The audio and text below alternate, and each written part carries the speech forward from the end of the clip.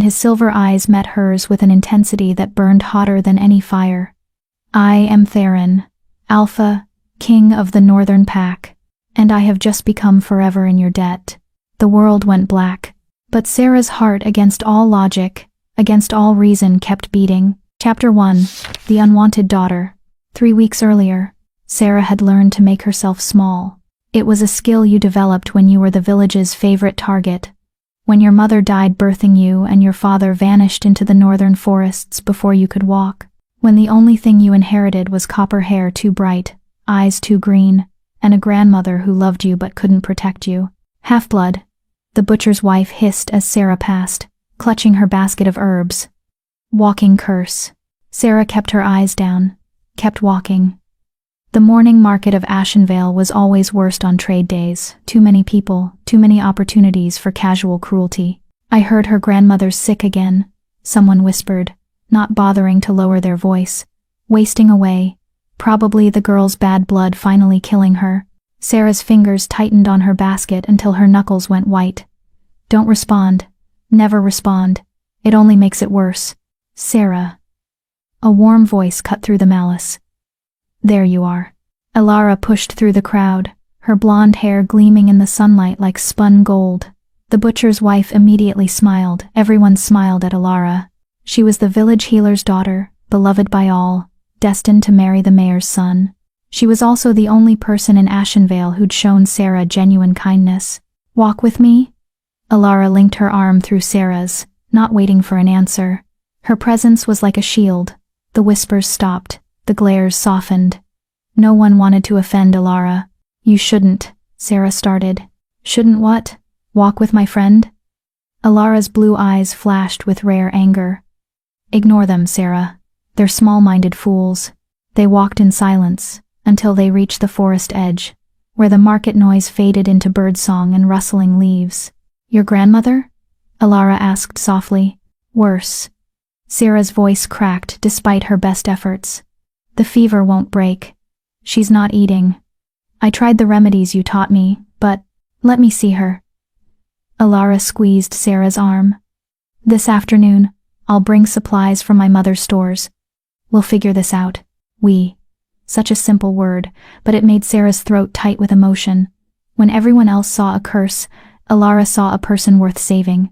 "Thank you," Sarah whispered. "I don't know what I'd do without." The scream cut through the forest like a blade. Both girls froze. Then came another scream, high, terrified, distinctly male. "That's Garrett." Alara's face went pale. The mayor's son. Her betrothed. They ran toward the sound, crashing through undergrowth. Sarah's heart hammered against her ribs. "Please don't let it be wolves. Please don't let it be." They burst into a clearing and stopped dead. Garrett stood with 3 of his friends, all sons of wealthy merchants.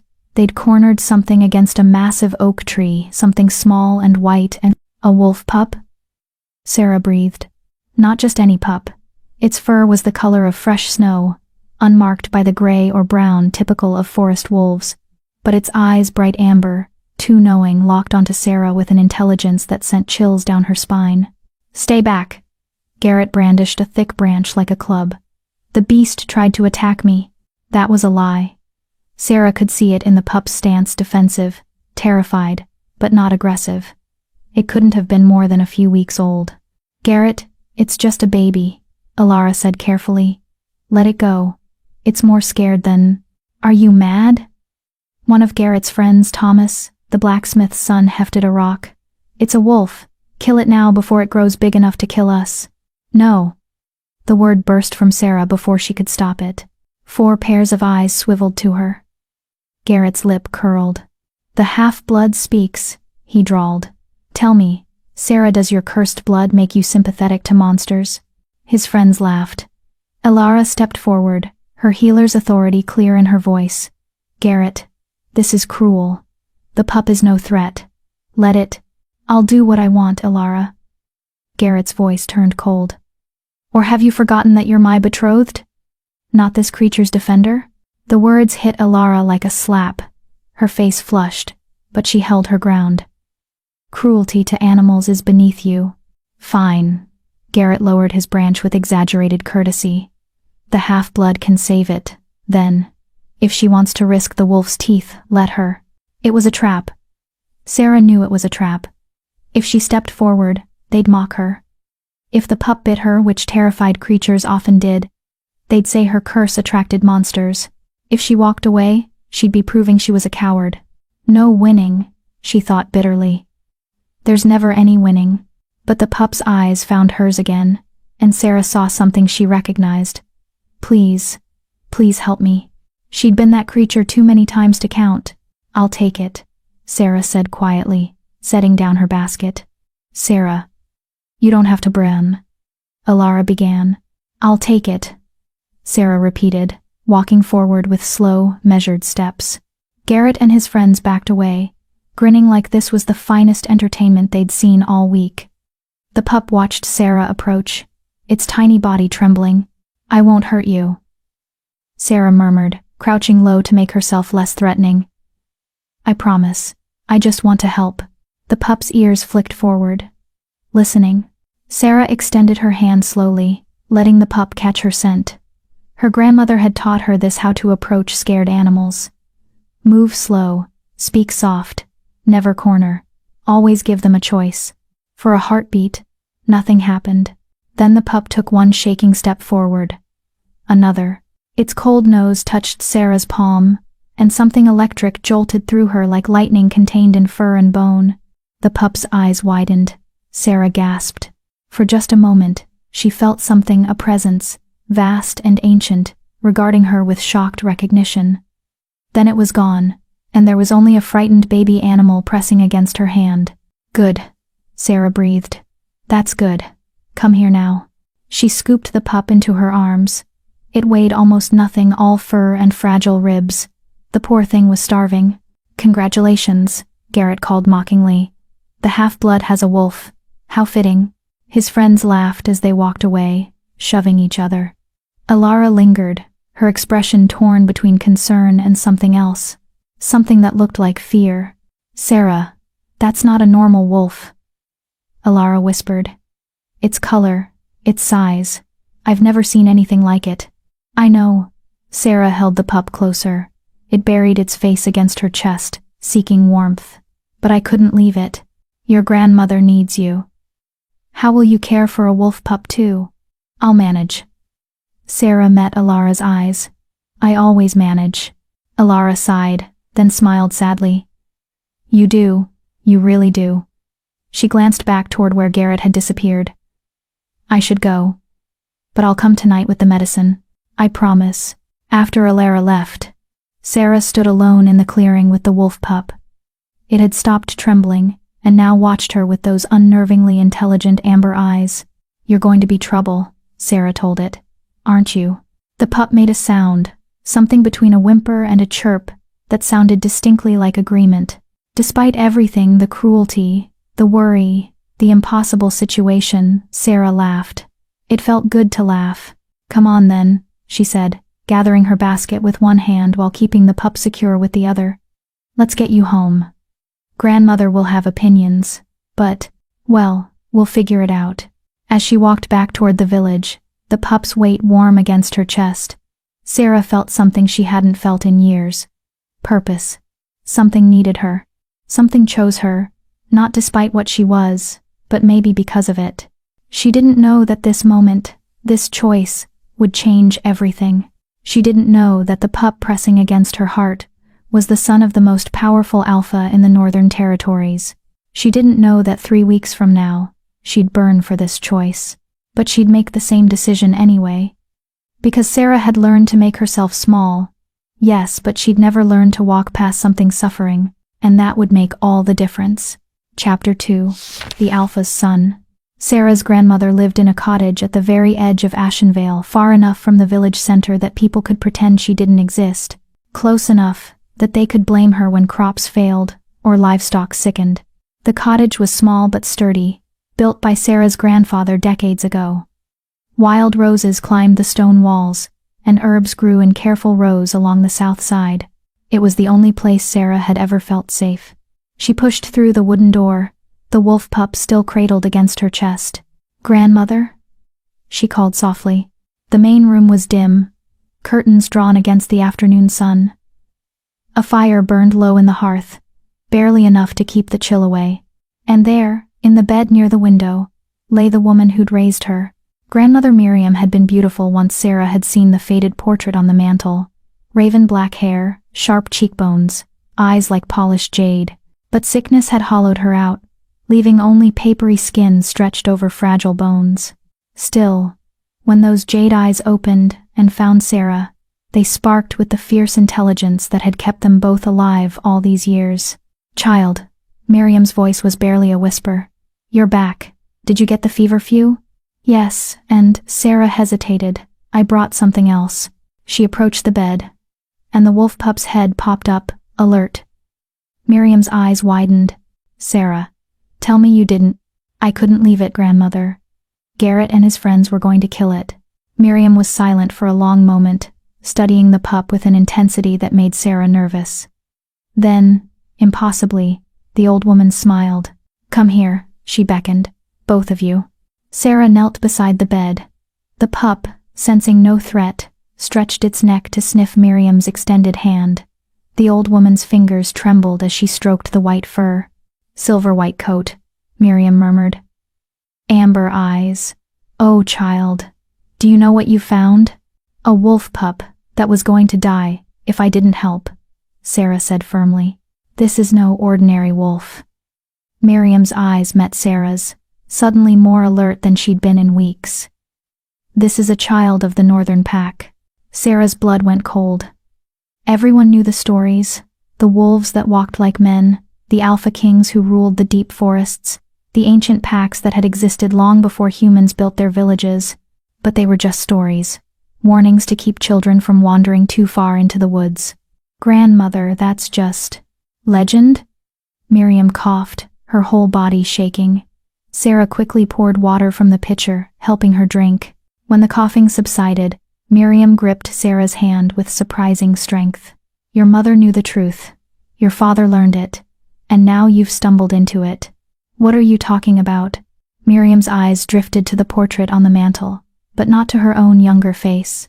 To the man beside her in the painting, Sarah's grandfather, dead before she was born. "Your grandfather was born to the Northern Pack," Miriam said quietly. "A wolf-blooded warrior who chose humanity. Chose me. And paid the price for that choice." The room spun. Sarah sat back hard, the pup scrambling in her arms. That's not possible. Your bright copper hair, your green eyes that see in the dark, the way animals trust you, even when they flee from everyone else." Miriam's smile was sad. "You thought those were just traits, child? They're your heritage. Diluted, yes, barely a whisper of what your grandfather carried. But it's there." The pup made a soft sound, pressing closer to Sarah's chest, as if confirming the words. "I don't understand," Sarah whispered. "If this is true, why didn't you tell me?" "To protect you." Miriam's hand found Sarah's cheek, the touch gentle despite the trembling. "The Northern Pack doesn't forgive deserters. Your grandfather fled to be with me, and they hunted him for it. By the time you were born, I thought we were safe. Thought they'd forgotten us. But this pup." Miriam looked at the small creature with something like wonder. "This isn't just pack-born, Sarah. Look at its eyes. Look at its bearing, even frightened. This is royalty." As if understanding, the pup lifted its head, and for just a moment, Sarah saw it the intelligence, the authority that shouldn't exist in something so young. "An alpha's child," Miriam breathed. "And you saved it." Before Sarah could respond, a knock thundered at the door, hard, urgent, demanding. Both women froze. The pup's ears flattened against its skull, a low growl building in its tiny chest. "Sarah of Ashenvale," a male voice bellowed.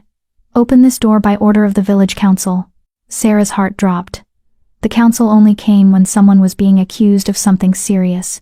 "Stay here," she told her grandmother, quickly tucking the pup into a basket near the hearth and covering it with cloth. "Don't speak. Let me handle this." She opened the door to find Council Elder Brennan flanked by 4 village guards. The old man's face was twisted with righteous fury. "Sarah," he said coldly, "you're to come with us.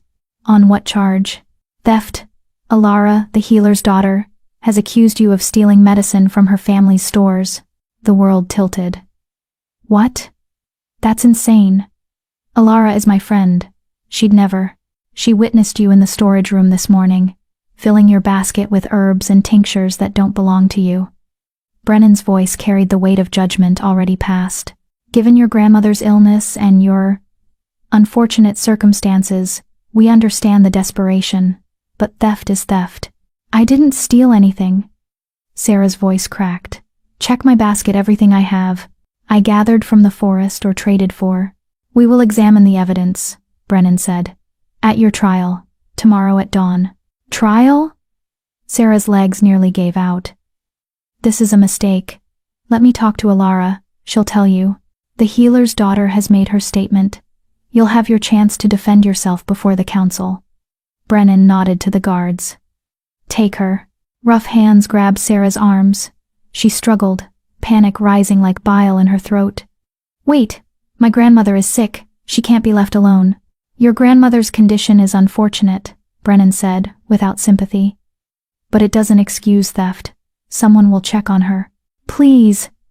Sarah twisted in the guard's grip, looking back at the cottage. Through the window, she could see Miriam trying to rise from bed, one hand reaching out helplessly. Please, she needs medicine. She needs you to face justice for your crimes, Brennan interrupted. Perhaps this will teach you that kindness from people like Alara is a privilege, not a right. One you've clearly abused. They dragged Sarah away. She fought every step, screaming for them to listen, begging them to check with Alara. But the guards were stone-faced, and Brennan walked ahead without looking back. The village jail was a stone building behind the council hall, dark, damp, smelling of mold and human misery. They threw Sarah into a cell barely large enough to lie down in, slamming the iron door with a finality that echoed in her bones. Someone will bring you water. One guard muttered, almost apologetically. Trials at dawn. Don't make it worse by fighting. Then they were gone, and Sarah was alone. She sank to the floor, her whole body shaking. This isn't happening. This can't be happening. But it was. Someone had set her up, someone who knew exactly which accusations would stick to the unwanted half-blood girl, and they'd used Alara to do it. Why? Why would Alara betray me? Unless Alara hadn't. Unless someone had manipulated the situation, made it look like Sarah was guilty. Garrett. It had to be Garrett. She'd embarrassed him in the forest, shown him up in front of his friends.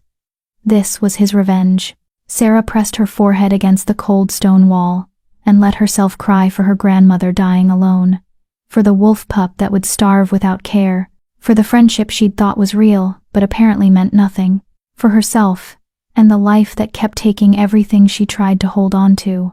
Hours passed. The sun set, plunging the cell into absolute darkness. No one came with water. No one came at all. Sarah dozed fitfully, waking every time the wind rattled the barred window. In the darkness, her mind conjured terrible scenarios. Grandmother collapsing with no one to help her. The pup crying for food. The trial ending with exile. Or worse. Around midnight, a sound jolted her fully awake. Scraping. At the window. Sarah scrambled to her feet, heart hammering. The window was small, barely large enough for a child to squeeze through, and 7 feet off the ground outside. Nothing human could reach it without a ladder. But the scraping continued. Then a huff distinctly animal. Hello? Sarah whispered, pressing her face to the bars. A massive shape moved in the darkness outside. Too large to be a wolf, too graceful to be a bear. Then silver-white eyes appeared at the window, gleaming with moonlight. Sarah stumbled back, a scream catching in her throat. The creature made a sound low, rumbling, distinctly questioning. Not aggressive. Almost. Concerned? What are you? Sarah breathed. The eyes blinked slowly. Then a voice emerged from the creature's throat. Deep, ancient, speaking directly into Sarah's mind rather than her ears. You saved my son. Sarah's knees hit the ground. This wasn't possible, wasn't real. She was hallucinating from stress and fear and... I am Theron, Alpha King of the Northern Pack.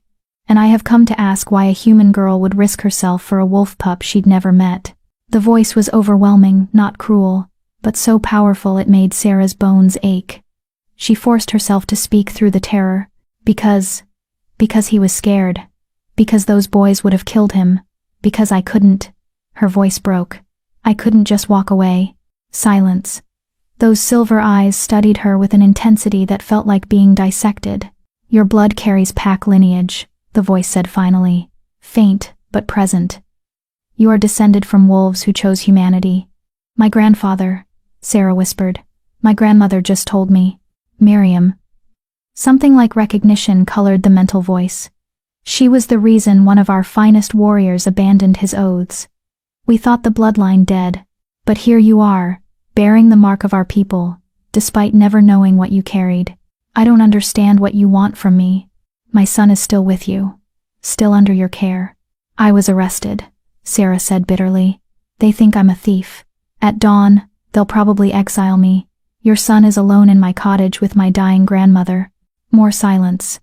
Then, tell me what happened, everything. So Sarah did. She poured out the whole story, finding the pup, the accusations, Alara's supposed betrayal, her grandmother's illness.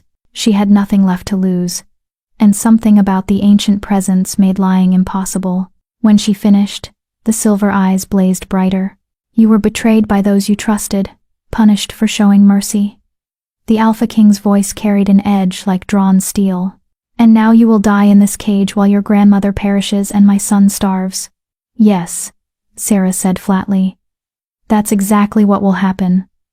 So, if you've come to judge me for not protecting him better, get in line. A sound emerged from the darkness, low, rumbling. It took Sarah a moment to realize the Alpha King was laughing. You have fire in you, daughter of wolves. More than you know. The eyes moved closer to the bars. I could free you. Tear these walls apart. Scatter your captors like leaves. But that would expose my son's presence here and put him in greater danger. Then why are you here? To make you an offer. The silver eyes burned with sudden intensity. Keep my son safe. Get yourself free of these accusations. Survive long enough to return him to the Northern Pack. And I will give you anything you desire: healing for your grandmother, safety from those who persecute you, a place among wolves who understand what it means to be cast out. Sarah's heart clenched. And if I fail? Then we both lose everything that matters. The Alpha King's presence pressed against her mind, heavy with urgency. But I have seen your heart, Sarah of Ashenvale. You saved my son when you had every reason to walk away. That is not someone who fails when it truly matters. I don't know how to get free, Sarah admitted. I don't know how to fight them. Then learn. Quickly. The eyes began to fade. The trial is at dawn. Survive it. I will find a way to help, but you must trust yourself as much as I am trusting you. Wait. Sarah pressed against the bars. Your son, what's his name? A pause. Then, softer. His mother named him Kyrian. He is 3 months old, and has never been away from Packlands until now. Kyrian, Sarah repeated. I'll keep him safe, I promise. I know you will, daughter of wolves. That's why I came. The presence vanished, and Sarah was alone again in the darkness. But something had changed. The despair that had crushed her earlier was gone, replaced by something sharp and bright and dangerous. Determination. She would survive the trial. She would protect Kyrian. She would get her grandmother to safety. And she would make Garrett pay for what he'd done. The half-blood girl they'd tried to break was discovering she had teeth of her own. She just needed to learn how to use them. Chapter 3. The Trial of Lies. Dawn came too quickly. Sarah hadn't slept, couldn't sleep after the Alpha King's visit. Part of her wondered if she'd imagined the entire encounter. A fever dream born from exhaustion and terror. But the memory of those silver eyes felt too real, too visceral to be anything but truth. Survive the trial, the voice had commanded. But how did you survive when the outcome was already decided? The guards came as pale light filtered through the barred window. They didn't speak, just unlocked the cell and hauled her out into the morning chill. Sarah's legs nearly buckled. She'd had no food or water since her arrest, and her body felt like it belonged to someone else. The council hall dominated Ashenvale's center square, a massive timber building that served as courthouse, meeting place, and symbol of the village's justice. Already, people crowded around its entrance, eager for the entertainment of watching the half-blood face judgment. Sarah kept her head high as they marched her through the crowd. She caught fragments of whispers, always knew she was a thief. Poor Alara, taken advantage of. Cursed blood finally showing. Then she saw Alara herself, standing near the council hall steps beside her mother. The healer's daughter wore a simple gray dress, her blonde hair pulled back severely, but it was her expression that made Sarah's chest constrict. Alara looked miserable, her eyes red-rimmed, her hands twisting together nervously. Their gazes met for just a heartbeat. Alara's lips parted as if to speak, but her mother's hand clamped down on her shoulder, and the moment shattered. She didn't want this, Sarah realized with sudden clarity. Someone forced her into this. The guards pushed Sarah through the heavy oak doors into the hall. Inside, the 5 council elders sat behind a raised platform, their faces carved from stone in judgment. Elder Brennan occupied the center seat, his silver beard practically quivering with righteous authority. To the right stood the accusers' section. Alara's mother, Magistra Helena, the village's head healer, a severe woman who'd never hidden her disdain for Sarah. Beside her, looking far too pleased with himself, stood Garrett. The pieces clicked into place.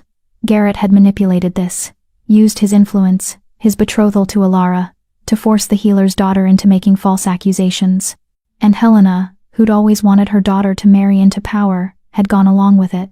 Sarah of Ashenvale, Brennan's voice echoed through the hall. You stand accused of theft from the healer's stores. Specifically, 3 vials of moonflower extract, a jar of white willow bark, and 2 bundles of dried feverfew goods valued at 20 silver marks. 20 silver marks. More money than Sarah saw in 6 months.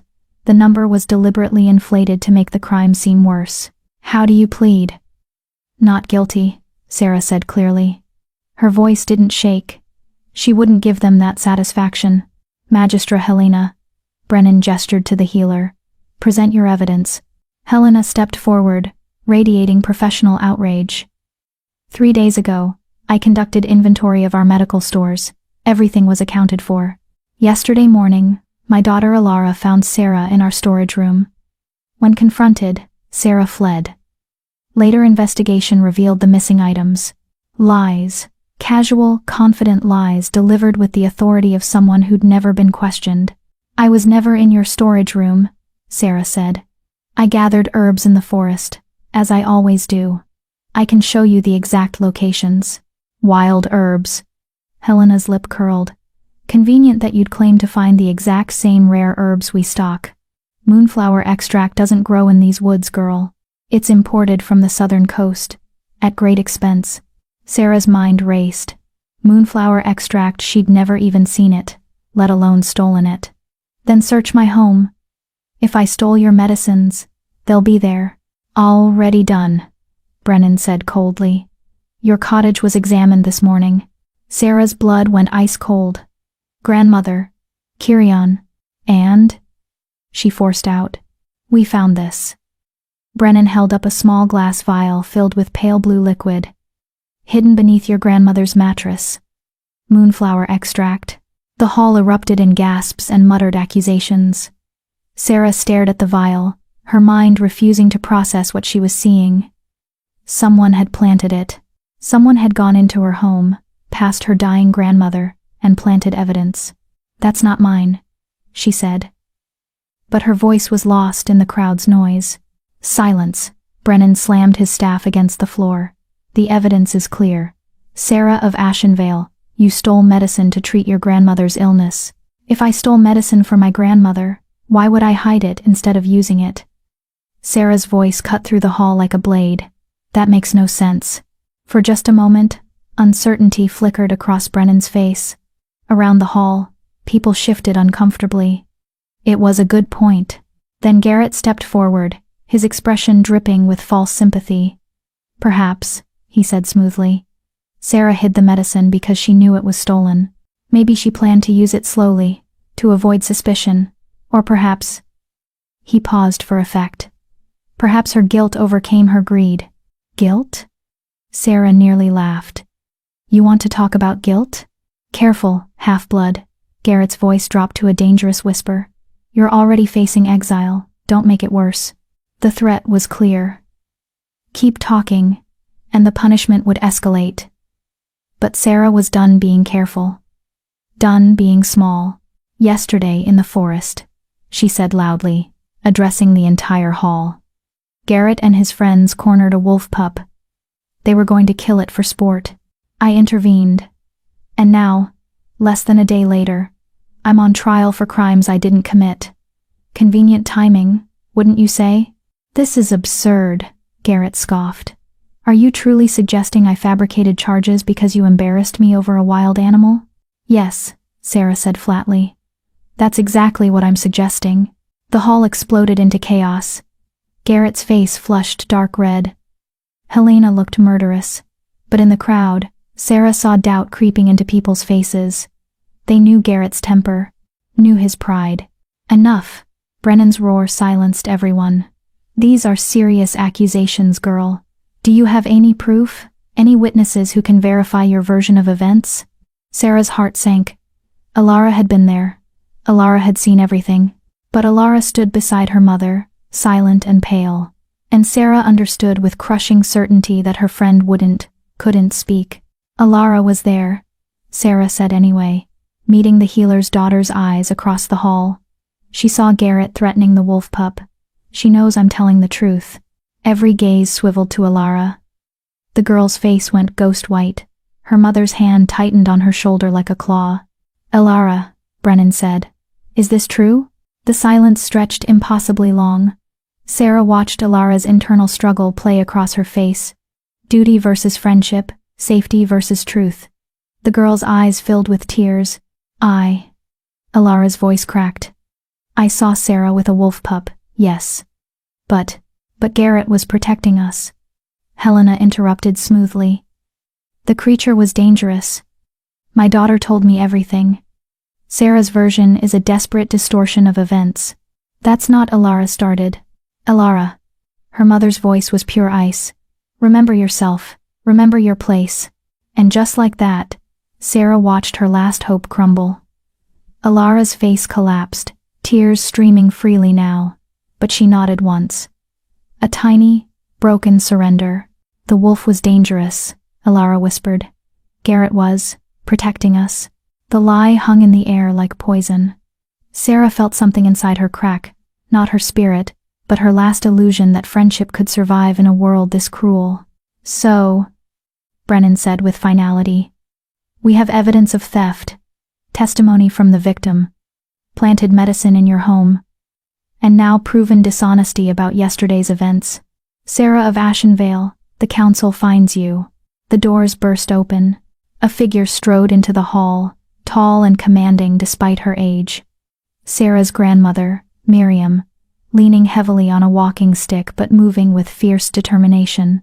You will not, Miriam's voice rang clear, stronger than it had been in months, pass judgment without hearing from me. Miriam. Brennan's face tightened. You're ill. This trial concerns my granddaughter, which makes it very much my concern. Miriam limped toward the council platform, and the crowd parted before her like she carried plague. I was present when your thugs searched our home. I know exactly where that vial came from. Sarah's heart leaped. Grandmother, you shouldn't be.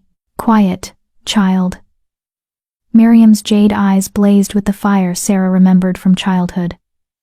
I've been quiet too long. Let an old woman speak her piece before she dies. The hall fell deathly silent. Even Brennan seemed uncertain how to proceed. Miriam was old blood, from before the current council's time.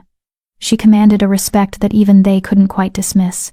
That vial, Miriam pointed at the evidence in Brennan's hand, was placed under my mattress while I lay sleeping. I felt the disturbance, heard footsteps trying to be quiet, but I'm old and sick, not deaf. You expect us to believe, Helena started. I expect nothing from you, Helena, Miriam cut her off. But I will tell the truth that your daughter is too frightened to speak. Sarah didn't steal anything. She was framed by a boy whose pride was wounded. And you all know it. Murmurs rippled through the crowd. People who'd been certain of Sarah's guilt now looked uncertain. Garrett's face had gone from red to pale. "These are serious accusations," Brennan said slowly. "But you have no proof, Miriam. Just your word against the council? Against the healer? Against the mayor's son?" Miriam smiled grimly. "You're right. I'm just a dying old woman. My word means nothing here." She turned to face the assembled villagers, and her voice rose with unexpected power. "But answer me this, all of you. When has Sarah ever stolen, ever lied, ever harmed anyone in this village despite how you've treated her?" Miriam's gaze swept across the crowd, and several people had the grace to look ashamed. "She's fed your children when you wouldn't, helped birth your calves, gathered medicine and asked nothing in return. And this is how you repay that kindness?" The shame was spreading now, rippling through the crowd like a wave. Sarah saw it in their faces, the uncomfortable recognition that they'd been ready to condemn a girl who'd never done them wrong. "Perhaps," Garrett said, recovering his composure, "Sarah has simply hidden her true nature well. The evidence was planted," a new voice said. Everyone turned.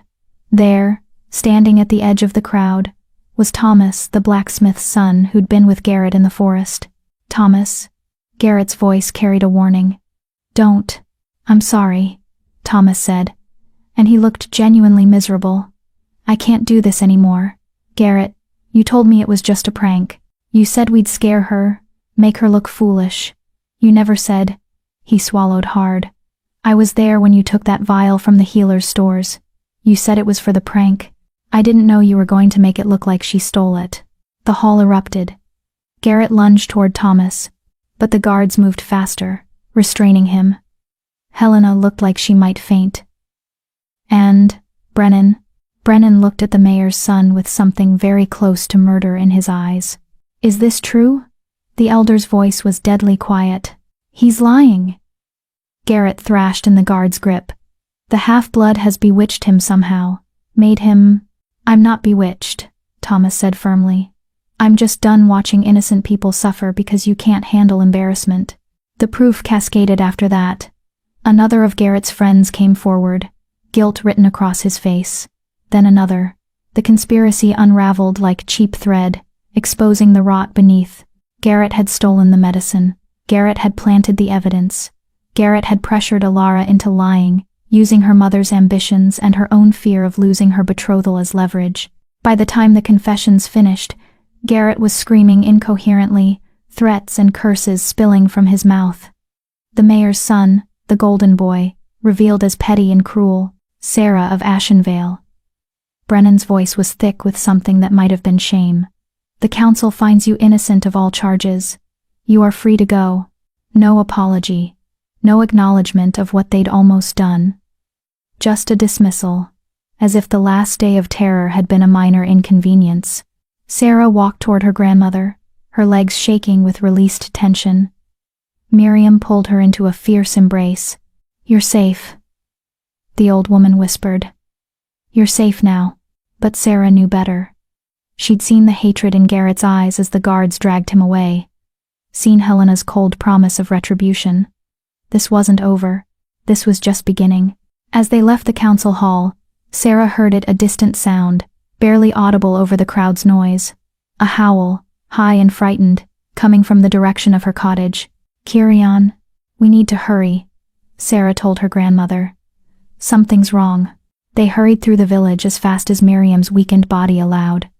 By the time they reached the cottage, smoke was already visible above the tree line. Not from the chimney. From the forest beyond, the fire had started. And Sarah's last chance to fulfill her promise to the Alpha King was burning away with every passing second. Chapter 4. Into the Flames. The smoke rose in thick black columns, blotting out the afternoon sun. Sarah could smell it before she saw it, acrid, wrong. The scent of a forest dying. "Stay here," she told her grandmother, already running toward the cottage. "Sarah, wait." But Sarah was already through the door, her heart hammering against her ribs. The interior was exactly as she'd left it, except for the basket by the hearth. Empty. The cloth she'd used to cover Kirian lay discarded on the floor. No, no, no. Sarah spun in a circle, frantically searching. Kyrian! Kyrian, where are you? A faint whimper answered from beneath her grandmother's bed. Sarah dropped to her knees and found the wolf pup pressed into the farthest corner, his amber eyes wide with terror. There you are.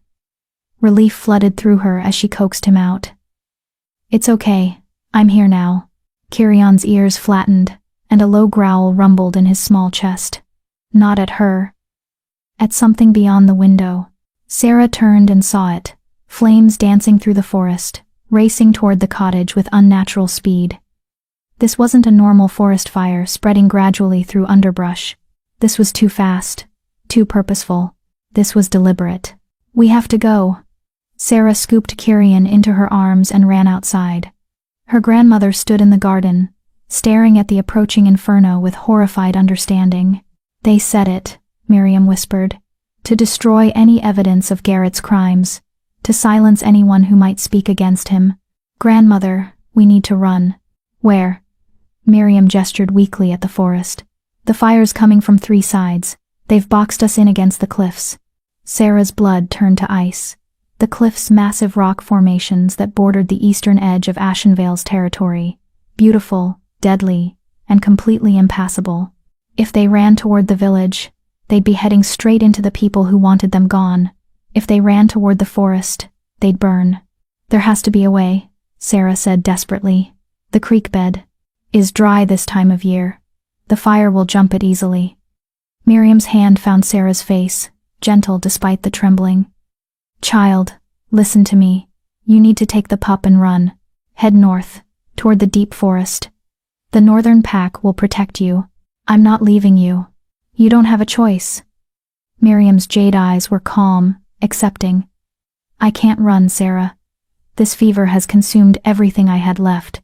But you can still survive. You and the Alpha's son. No, tears blurred Sarah's vision. No, I won't. A crack like thunder split the air.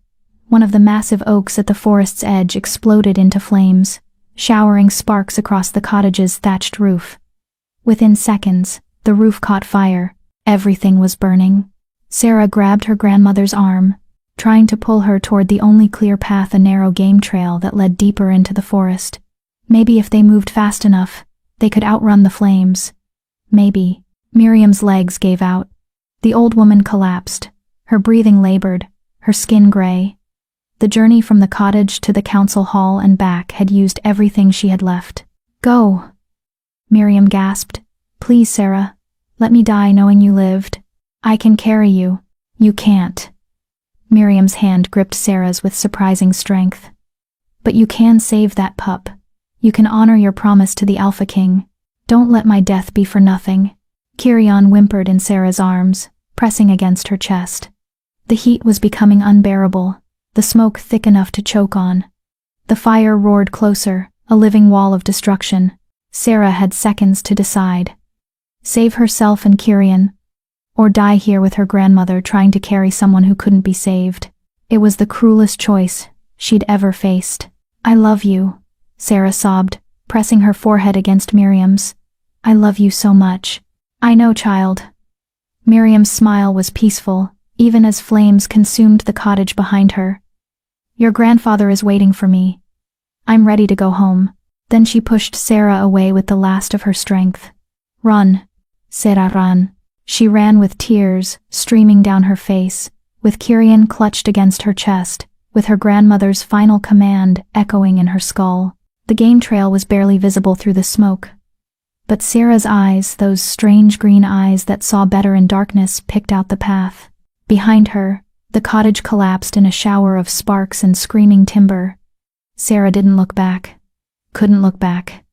If she saw her grandmother consumed by flames, she'd stop running, and then they'd all die for nothing. The forest was a nightmare of heat and smoke. Trees exploded around her, their sap boiling and bursting through bark. Animals fled in panic, deer crashing through underbrush, rabbits darting across the path, birds shrieking overhead in confused flocks. Sarah's lungs burned. Each breath was agony, pulling in more smoke than air. Kyrian had gone limp in her arms, unconscious from smoke inhalation. But his small heart still beat against her chest, still alive, still depending on her. Keep moving. Just keep moving. The game trail twisted deeper into the forest, away from the village and toward territory Sarah had never explored. The trees here were older, massive things with trunks wider than houses. The fire struggled to catch them, too much moisture in their ancient bark, too much life in their deep roots. But the underbrush burned, and the smoke was everywhere. Sarah stumbled over a root and went down hard, barely managing to twist so Kirian didn't take the impact. Pain exploded through her shoulder, but she forced herself back up. No time to rest. No time to hurt. Move. Move. Move. The smoke was so thick now she couldn't see more than a few feet ahead. Was she even still on the trail? The world had become an orange-black blur of heat and confusion. Sarah's body screamed for her to stop, to lie down, to surrender to the exhaustion dragging at her bones. Then she heard it. Water. The sound was faint, almost lost beneath the fire's roar, but Sarah's desperate mind latched onto it like a lifeline. Water meant safety. Water meant survival. She changed direction, crashing through burning underbrush toward the sound. Branches tore at her clothes and skin. The heat was unbearable. Kirian wasn't moving at all anymore. Please don't be dead. Please, please don't be dead. The ground suddenly dropped away beneath her feet. Sarah tumbled down a steep embankment, unable to stop her fall, protecting Kirian with her body as rocks and roots battered her from all sides. She hit the bottom hard enough to see stars. For a moment, she couldn't move, couldn't breathe, couldn't think. Then cool water touched her burned hand. Sarah forced her eyes open. She'd fallen into a ravine, steep-sided, rocky, with a small stream running through its center. The fire raged above, but here, protected by stone and water, the air was clearer. She crawled to the stream on hands and knees, lowering Kirian into the shallow water. The cold shocked him back to consciousness. He sputtered and whined, but his eyes opened amber and aware. "That's it," Sarah croaked, her voice barely working. "Breathe, just breathe." She collapsed beside him in the stream, letting the water soak through her burned clothes and cool her blistered skin. Above them, the fire roared like a living thing, but down here in this rocky sanctuary, they were safe. For now. Sarah didn't know how long she lay there. Time became meaningless, just the sound of water, the distant fire, and Kirian's small body pressed against hers. The pup had revived enough to lick weakly at her burned hand, as if trying to comfort her. "Your father promised me anything," Sarah whispered to him. I think I might need to collect on that promise. Because I don't know how we survive this." As if in answer, a howl split the air deep, powerful, full of rage and grief. Not a wolf's howl, something larger, something ancient. The Alpha King knew. Theron knew his son was in danger, knew Sarah had kept her promise even as everything burned. And from the fury in that howl, he was coming. But would he arrive in time? The fire above intensified, driven by evening winds. Sparks rained down into the ravine.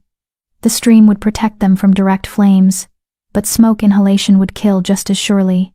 Sarah could already feel her consciousness fading, her oxygen-starved brain shutting down function by function. Kirian whimpered, pressing closer. Trying to share warmth, trying to share strength neither of them had. "I'm sorry," Sarah whispered. "I tried. I really tried." Her eyes drifted closed. The world faded to distant sounds, fire crackling, water flowing, her own heartbeat slowing. "This is how I die," she thought with strange clarity. "Burned and broken in a ravine, holding a wolf pup I tried to save. There were worse ways to go." At least she'd kept her promise. At least she hadn't abandoned someone who needed her. At least. Massive hands grabbed her shoulders, lifting her from the water with inhuman strength. Sarah's eyes flew open. A man loomed over her, 7 feet of pure muscle wrapped in dark furs, his eyes burning silver-white with barely contained power. Not a man, not really, something wearing a man's shape. "You kept him safe." Theron's voice was thunder and gravel. "Even as you burned. Even as you lost everything. Promised." Sarah managed through cracked lips. "Promised I would. And you paid for that promise with everything you had." The Alpha King cradled her against his chest like she weighed nothing. With his other hand, he scooped up Kirian, who immediately nuzzled against his father with relieved whimpers. "Your grandmother?" Theron asked, though his tone suggested he already knew. "Dead." The word broke something in Sarah's chest. "She told me to run. She gave you the greatest gift a parent can give." Theron's voice softened impossibly. "The chance to live when they cannot." He moved through the ravine with supernatural speed, his steps sure even in darkness. Sarah's consciousness wavered, but she felt the moment they broke free of the smoke, cool air rushing into her lungs, the scent of pine instead of ash. "The village," Sarah mumbled. "They tried to kill us. Garrett will answer for what he's done." The promise in Theron's voice was absolute. "But first, you must survive. Your body is failing, daughter of wolves. Your burns are severe. Without healing, you'll die before sunrise. Don't care." Sarah's words were slurring. "Kirian's safe. That's what matters." "It matters," Theron agreed. "But so do you. You saved my son, used your last breath to honor a promise to a creature you'd never met. That kind of honor is rare. I won't let it die in a ravine." Sarah wanted to argue, but her body had finally hit its limit. The pain, the smoke damage, the exhaustion, all of it crashed over her at once. As darkness claimed her, she heard Theron's voice like a distant echo. "Hold on, Sarah of Ashenvale. Your story isn't finished yet. Subscribe if you believe Sarah deserves better than this. Because people like Sarah need an audience that won't abandon them when the world burns everything they love. Don't be someone who watches suffering and does nothing. Drop a comment if Sarah's pain is your pain too. Tell me, have you ever lost everything trying to save someone else? Then, nothing. Just darkness and the fading sound of a heartbeat that refused to quit." Chapter 5. The Northern Pack. Sarah woke to silver light and the scent of pine. For a confused moment, she thought she was dead. The afterlife her grandmother had described, peaceful, painless, full of soft light and the voices of those who'd gone before. Then pain crashed through her body like a tidal wave, and she knew with absolute certainty that she was very much alive. "Easy." A woman's voice, low and commanding. "Don't try to move yet. The healing salve needs time to work." Sarah's eyes struggled to focus. She was lying on something soft furs, she realized, piled deep and warm. Above her, a ceiling of woven branches filtered moonlight into patterns across her vision. Not her cottage, not anywhere she recognized. A face appeared above her, angular and beautiful, with sharp cheekbones and eyes that gleamed like polished copper. The woman's hair was black as midnight and fell in a thick braid over one shoulder. She looked maybe 30, but something in her gaze suggested far greater age. "Who?" Sarah's voice came out as a rasp. Her throat felt like she'd swallowed hot coals. "Here." The woman pressed a cup to Sarah's lips. "Drink slowly. It's willow bark tea with honey. It'll help with the pain and the throat damage." The liquid was cool and soothing. Sarah drank greedily, only stopping when the woman pulled the cup away. "Not too much at once. Your stomach isn't ready." The woman set the cup aside and studied Sarah with those unsettling copper eyes. "I'm Ravenna, second of the Northern Pack. You're in our healing den, deep in Pack territory. You've been unconscious for 2 days. 2 days. Sarah's mind struggled to process that. "Kirian. The pup is fine. Theron's with him now." Ravenna's expression softened slightly. "You saved the Alpha King's son, girl. That's not something we take lightly." Memory flooded back the fire, her grandmother's death. The desperate flight through burning forest. Sarah's chest constricted with grief so sharp it physically hurt. "My grandmother." "I know." Ravenna's hand found Sarah's, the touch surprisingly gentle. "Theron told us everything. Miriam was known to the Pack once, when your grandfather still lived among us. She was a good woman who made a hard choice for love. We mourned her passing with the proper rites." Tears leaked from Sarah's eyes before she could stop them. She'd been holding everything together for so long, the trial, the fire, the impossible choices. Now, finally safe, the grief came pouring out. Ravenna didn't tell her to stop crying, didn't offer empty comfort. She just sat there, her hand steady on Sarah's, letting the storm of emotion run its course. When Sarah finally had no more tears left, Ravenna offered her water again. Your burns are healing well, the woman said, checking the bandages that wrapped Sarah's arms and shoulders. Wolfpack salve is far more effective than human medicine. You'll have scars, but you'll keep full use of your limbs. You were very lucky. Doesn't feel lucky, Sarah whispered. No. I imagine it doesn't. Ravenna's gaze was knowing. You lost your home, your grandmother, everything familiar. You're in a strange place among people who aren't quite human. And you're wondering why Theron brought you here instead of leaving you to die in that ravine. Sarah nodded weakly. Because you honored a debt when you had no reason to.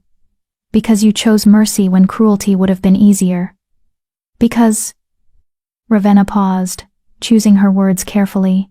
Because you carry wolf blood, however diluted, and the Northern Pack protects its own. I'm not one of you, Sarah said. My grandfather left. Your grandfather made his choice. You're not bound by it. Ravenna stood, moving to a small table where various herbs and ointments were arranged. Theron made you a promise. Anything you desire, he said. Have you thought about what you want? Sarah's mind was still foggy from pain and medicine, but one thought surfaced clearly. I want Garrett to pay for what he did. Vengeance? Ravenna glanced back, one eyebrow raised. That's what you'd ask for? Not safety, not a home, not healing for your injuries. He murdered my grandmother. The words came out flat, hard. He tried to kill me and Kyrian. He needs to face justice. Human justice already failed you, Ravenna pointed out. What makes you think it'll work now? Then wolf justice. Sarah met Ravenna's gaze steadily. I don't care which. I just want him to answer for what he's done. Ravenna's lips curved into something that wasn't quite a smile. Now, you sound like Pack. But that's not my decision to make. When you're strong enough to walk, Theron will speak with you. He'll decide what debt is owed, and how it'll be paid. Over the next 3 days, Sarah healed with shocking speed. The Wolfpack salve worked like magic burns that should have taken months to recover from, instead scabbed over and began regenerating pink, healthy skin beneath. Ravenna explained it was a mixture of herbs found only in the deep forest, combined with something she called moon-blessed water from sacred springs. Sarah didn't understand the magic involved, but she couldn't argue with the results. As her body healed, she learned about her new surroundings. The Northern Pack's territory was vast hundreds of miles of ancient forest, rocky peaks, and hidden valleys. The pack itself numbered around 300, though only about a third maintained human form regularly. The others preferred their wolf shapes, running wild through the forest. The healing den where Sarah recovered was part of a larger compound built into the side of a mountain. Structures made of timber and stone blended seamlessly with the natural rock formations, creating a settlement that felt more grown than built. We've lived here for over 1,000 years, Ravenna told her, while changing her bandages. Long before humans came to these lands, we've seen empires rise and fall, watched villages like yours appear and disappear like mayflies. The forest remembers everything. I don't know empires. And you? Sarah asked. How old are you? Ravenna's smile was enigmatic. Old enough to have known your grandfather, young enough to still find humans fascinating. That's all you need to know. On the 4th day, Sarah was finally strong enough to leave the healing den. Ravenna brought her new clothes, leather pants soft as butter, a woven tunic in deep green, and a fur-lined cloak that was probably worth more than Sarah's entire cottage had been. Theron wants to see you, Ravenna said. He's at the summit stone. Can you walk that far? Sarah tested her legs. They felt weak but functional. How far is it? 20 minutes, if you're healthy. 40 for you, probably. I'll walk with you. The pack compound was stunning in daylight. Sarah had glimpsed it through fever dreams, but seeing it clearly took her breath away. Stone buildings with carved doorways rose 3 and 4 stories high, connected by rope bridges and wooden walkways. Gardens grew in impossible places, herbs and flowers cascading down rock faces, trees growing from what looked like solid stone, and everywhere, wolves. Some were in human form, men and women of all ages going about daily tasks. Others were fully wolf, massive creatures that made normal forest wolves look like puppies. They watched Sarah pass with curious eyes that glowed with human intelligence. They can smell your wolf blood, Ravenna explained. Faint as it is, it marks you as kin. They're curious because no one with your lineage has returned to Packlands in decades. What if they decide I don't belong here? Then you'd already know. Pack law is simple. We accept or we reject. There's no middle ground. Ravenna glanced at her. The fact that you're walking freely through our territory means you've been accepted, at least provisionally. They climbed a winding path that led up the mountain. Sarah's legs burned with effort, but she refused to ask for rest. Whatever Theron wanted to discuss, she'd meet it standing on her own feet. The summit stone was a massive flat boulder jutting from the mountainside, offering a view that stretched for miles in every direction. And there, standing at its edge with Kyrian at his feet, was the Alpha King. In daylight, Theron was even more imposing than he'd been in the darkness of the ravine. He stood well over 7 feet tall, his body a masterwork of controlled power. His hair was black, threaded with silver, pulled back in a warrior's knot. His eyes, those burning silver-white eyes, fixed on Sarah as she approached. Kyrian saw her and immediately bolted forward, yipping excitedly. The pup had grown noticeably in just 4 days, his legs longer and stronger. He crashed into Sarah's legs, nearly knocking her over in his enthusiasm. "He's been asking for you," Theron said, his deep voice carrying easily across the stone. "I told him you needed to heal, but patience isn't something pups excel at." Sarah knelt, letting Kyrian lick her face and whimper his joy. The pup's unconditional love was a balm to her battered soul. "Thank you," she said, looking up at Theron. "For saving us, for bringing us here. Her voice caught. "For everything. You thanked me by using your last breath to save my son." Theron moved closer, each step deliberate. "That debt cannot be easily repaid. I don't want repayment, but I owe it nonetheless." The Alpha King crouched, bringing himself closer to Sarah's eye level. This close, she could see the lines around his eyes, the scars that marked his arms and chest. This was a being who'd lived through centuries of battles. "You asked for vengeance against those who wronged you. Is that still what you want?" Sarah thought of Garrett's smug face, thought of Helena's cold manipulation, thought of her grandmother dying alone in flames. "Yes," she said firmly. "Then I'll give it to you." Theron's smile was sharp as a blade. "But not in the way you think. I won't slaughter villagers like livestock, tempting as that might be. The pack has an uneasy truce with human settlements. Breaking it would cause more problems than it solves." "Then what?" "I'll give you power," Theron interrupted.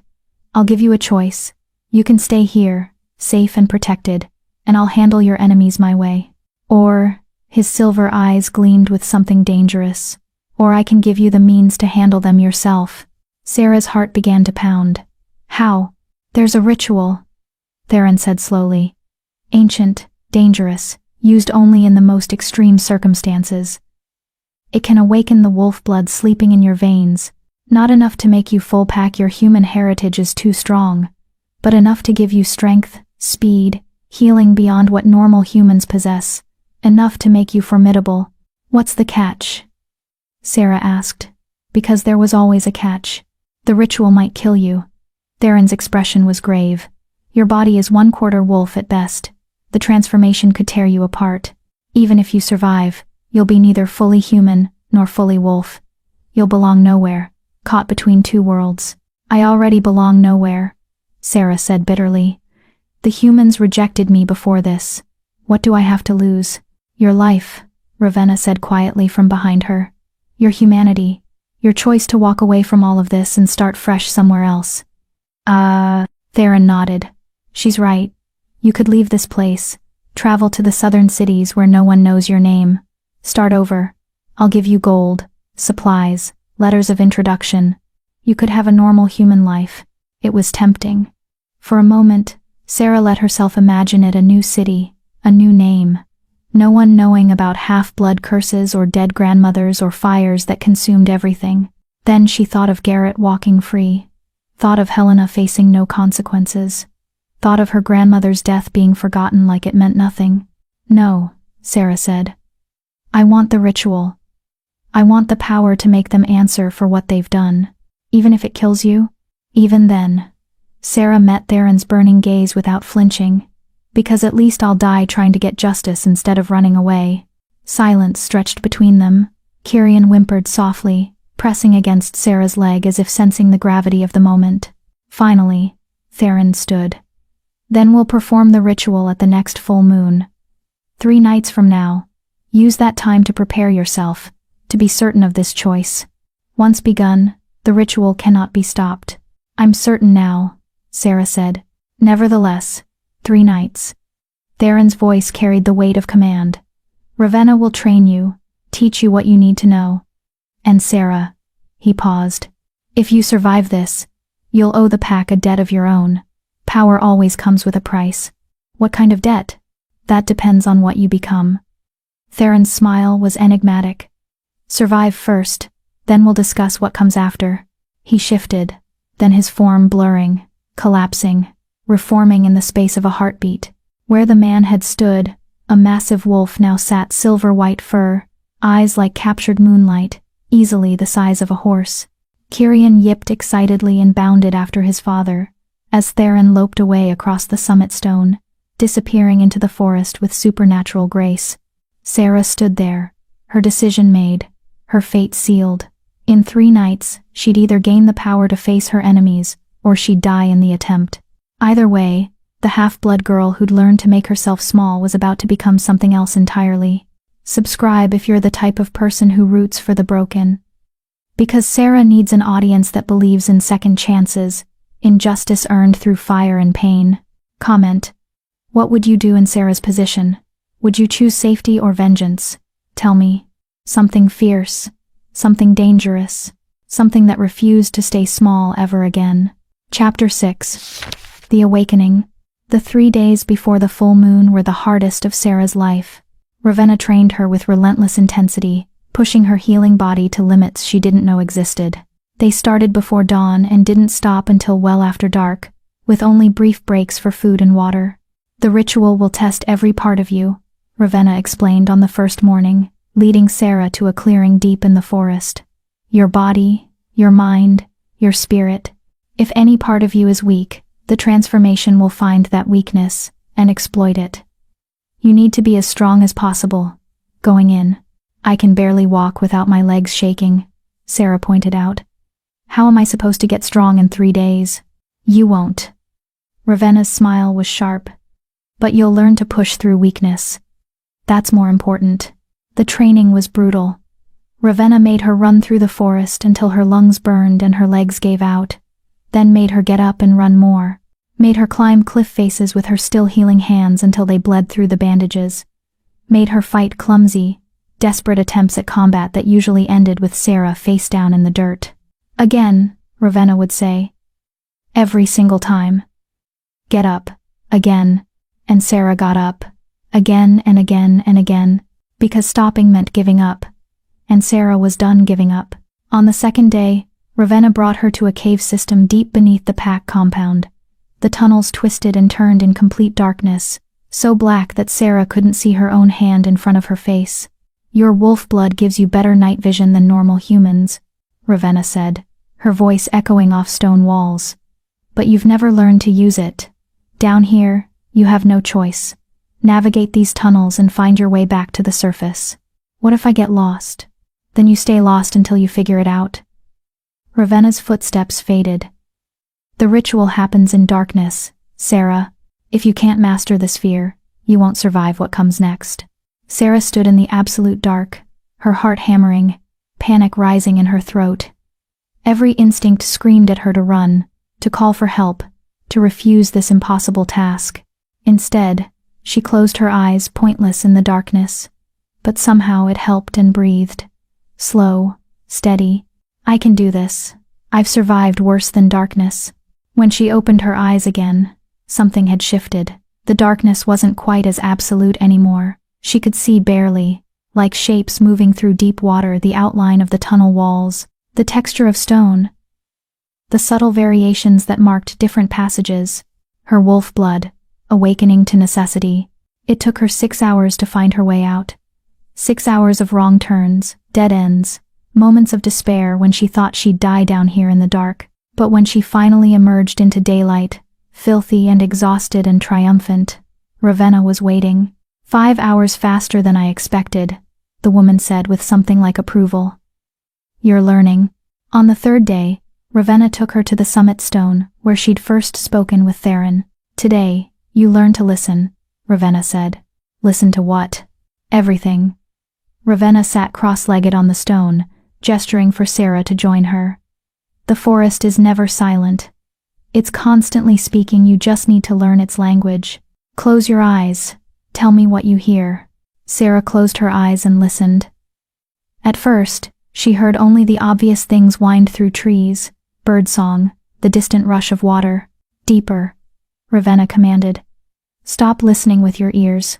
Listen with your blood. It sounded like mystical nonsense. But Sarah tried. She let her mind drift. Stop trying to identify and catalog sounds, just listened. And slowly, impossibly, the forest opened up to her. She heard the flutter of a butterfly's wings 20 feet away, the skitter of a beetle in tree bark, the soft breath of a deer hiding in undergrowth half a mile distant, the rhythmic pad of Wolfpaw's pack members moving through their territory. I hear them, Sarah breathed. I hear everything. That's your heritage, Ravenna said softly. Buried under generations of human blood, but still there, waiting for you to claim it. When Sarah opened her eyes, the world looked different, sharper, more alive. Colors were more vibrant, details more distinct. She could see individual leaves on trees hundreds of yards away, could track the movement of a hawk circling overhead with perfect clarity. This is what I'll become? She asked. If the ritual works? This is a taste, Ravenna corrected. If the ritual works, you'll be far more. But yes, this is a glimpse of what you're reaching for. That evening, as the sun set on the third day, Theron summoned Sarah to his den. It was carved directly into the mountain, a massive chamber with walls of natural stone and a ceiling that opened to the sky. A fire burned in the center, and around it sat the pack's elders. 9 wolves in human form, their eyes glowing with ancient power. Kirian was there too, curled up near the fire. The pup had grown significantly in just a week, now nearly twice the size he'd been when Sarah first saved him. He bounded to her immediately, and Sarah knelt to embrace him. He's been asking for you all day, Theron said from his seat at the fire's head. I think he knows what tonight brings. Tonight? Sarah's heart skipped. But the full moon isn't until tomorrow night, yes. Theron's expression was grave. But before the ritual, you need to understand what you're truly asking for. The elders are here to witness your choice and ensure you're making it with full knowledge. One of the elders, a woman so old her hair was pure white, leaned forward. Sit, child. We have stories to tell you, warnings to give. Sarah sat across from Theron, Kirian immediately climbing into her lap. The pup's weight was comforting, grounding her as the elders began to speak. The ritual you seek is called the Blood Awakening, the white-haired elder said. It's been performed only 7 times in our 1,000-year history. Of those 7, only 3 survived. Sarah's blood ran cold. 3 out of 7? The odds are not in your favor, another elder, a scarred man with one milky white eye, added. Your wolf blood is weak. The awakening will try to strengthen it, but the process is violent. Your body will tear itself apart and rebuild. If your will isn't strong enough, if your spirit breaks during the transformation, you'll die screaming. And if I survive, Sarah forced the words out, then you'll be something new, Theron said. Not quite human, not quite wolf. You'll have strength beyond normal humans, speed and senses that rival young pack members. You'll heal faster, live longer, but you'll also be marked. Other wolves will always know what you are, a half-blood who reached for more than she was born to. Some will respect that, Ravenna added from where she stood in the shadows. Others will see it as an abomination. You'll have enemies in both the human and wolf worlds. I already have enemies, Sarah said flatly. At least this way I can fight them. Fighting isn't the same as winning. The white-haired elder's gaze was piercing. The power we offer won't make you invincible, girl. It won't guarantee your revenge. It'll just give you a chance if you're smart enough to use it wisely. I'll take a chance over certain defeat, Sarah replied. The elders exchanged glances. Some looked approving, others skeptical. Finally, the white-haired elder nodded. Then let us tell you of the last person who survived the Blood Awakening. Perhaps her story will guide yours. The tale they told was both inspiring and terrifying. A woman named Astrid, born to human parents but descended from wolves 5 generations back. She'd sought the ritual for similar reasons, revenge against those who'd destroyed her family. She'd survived the transformation, gained the power she sought, and then she'd lost herself to rage. The awakening amplifies what's already inside you, the scarred elder explained. Astrid's anger became fury. Her desire for justice became bloodlust. She slaughtered those who'd wronged her. Yes, but she didn't stop there. She killed innocents, children, anyone connected to her enemies, no matter how distantly. We had to hunt her down, Theron said quietly. Put her down like a rabid wolf. It was necessary. But it haunts me still. Sarah's mouth went dry. You think I'll become like her? We think you could become like her, the white-haired elder corrected. If you let vengeance consume you, if you forget why you sought power in the first place. Her ancient eyes softened slightly. But we also see something in you that Astrid lacked, restraint. You've had every reason to hate, to lash out, to hurt those weaker than you. Yet you never have. You saved Kyrian when you could have walked away. You protected your grandmother at the cost of your own safety.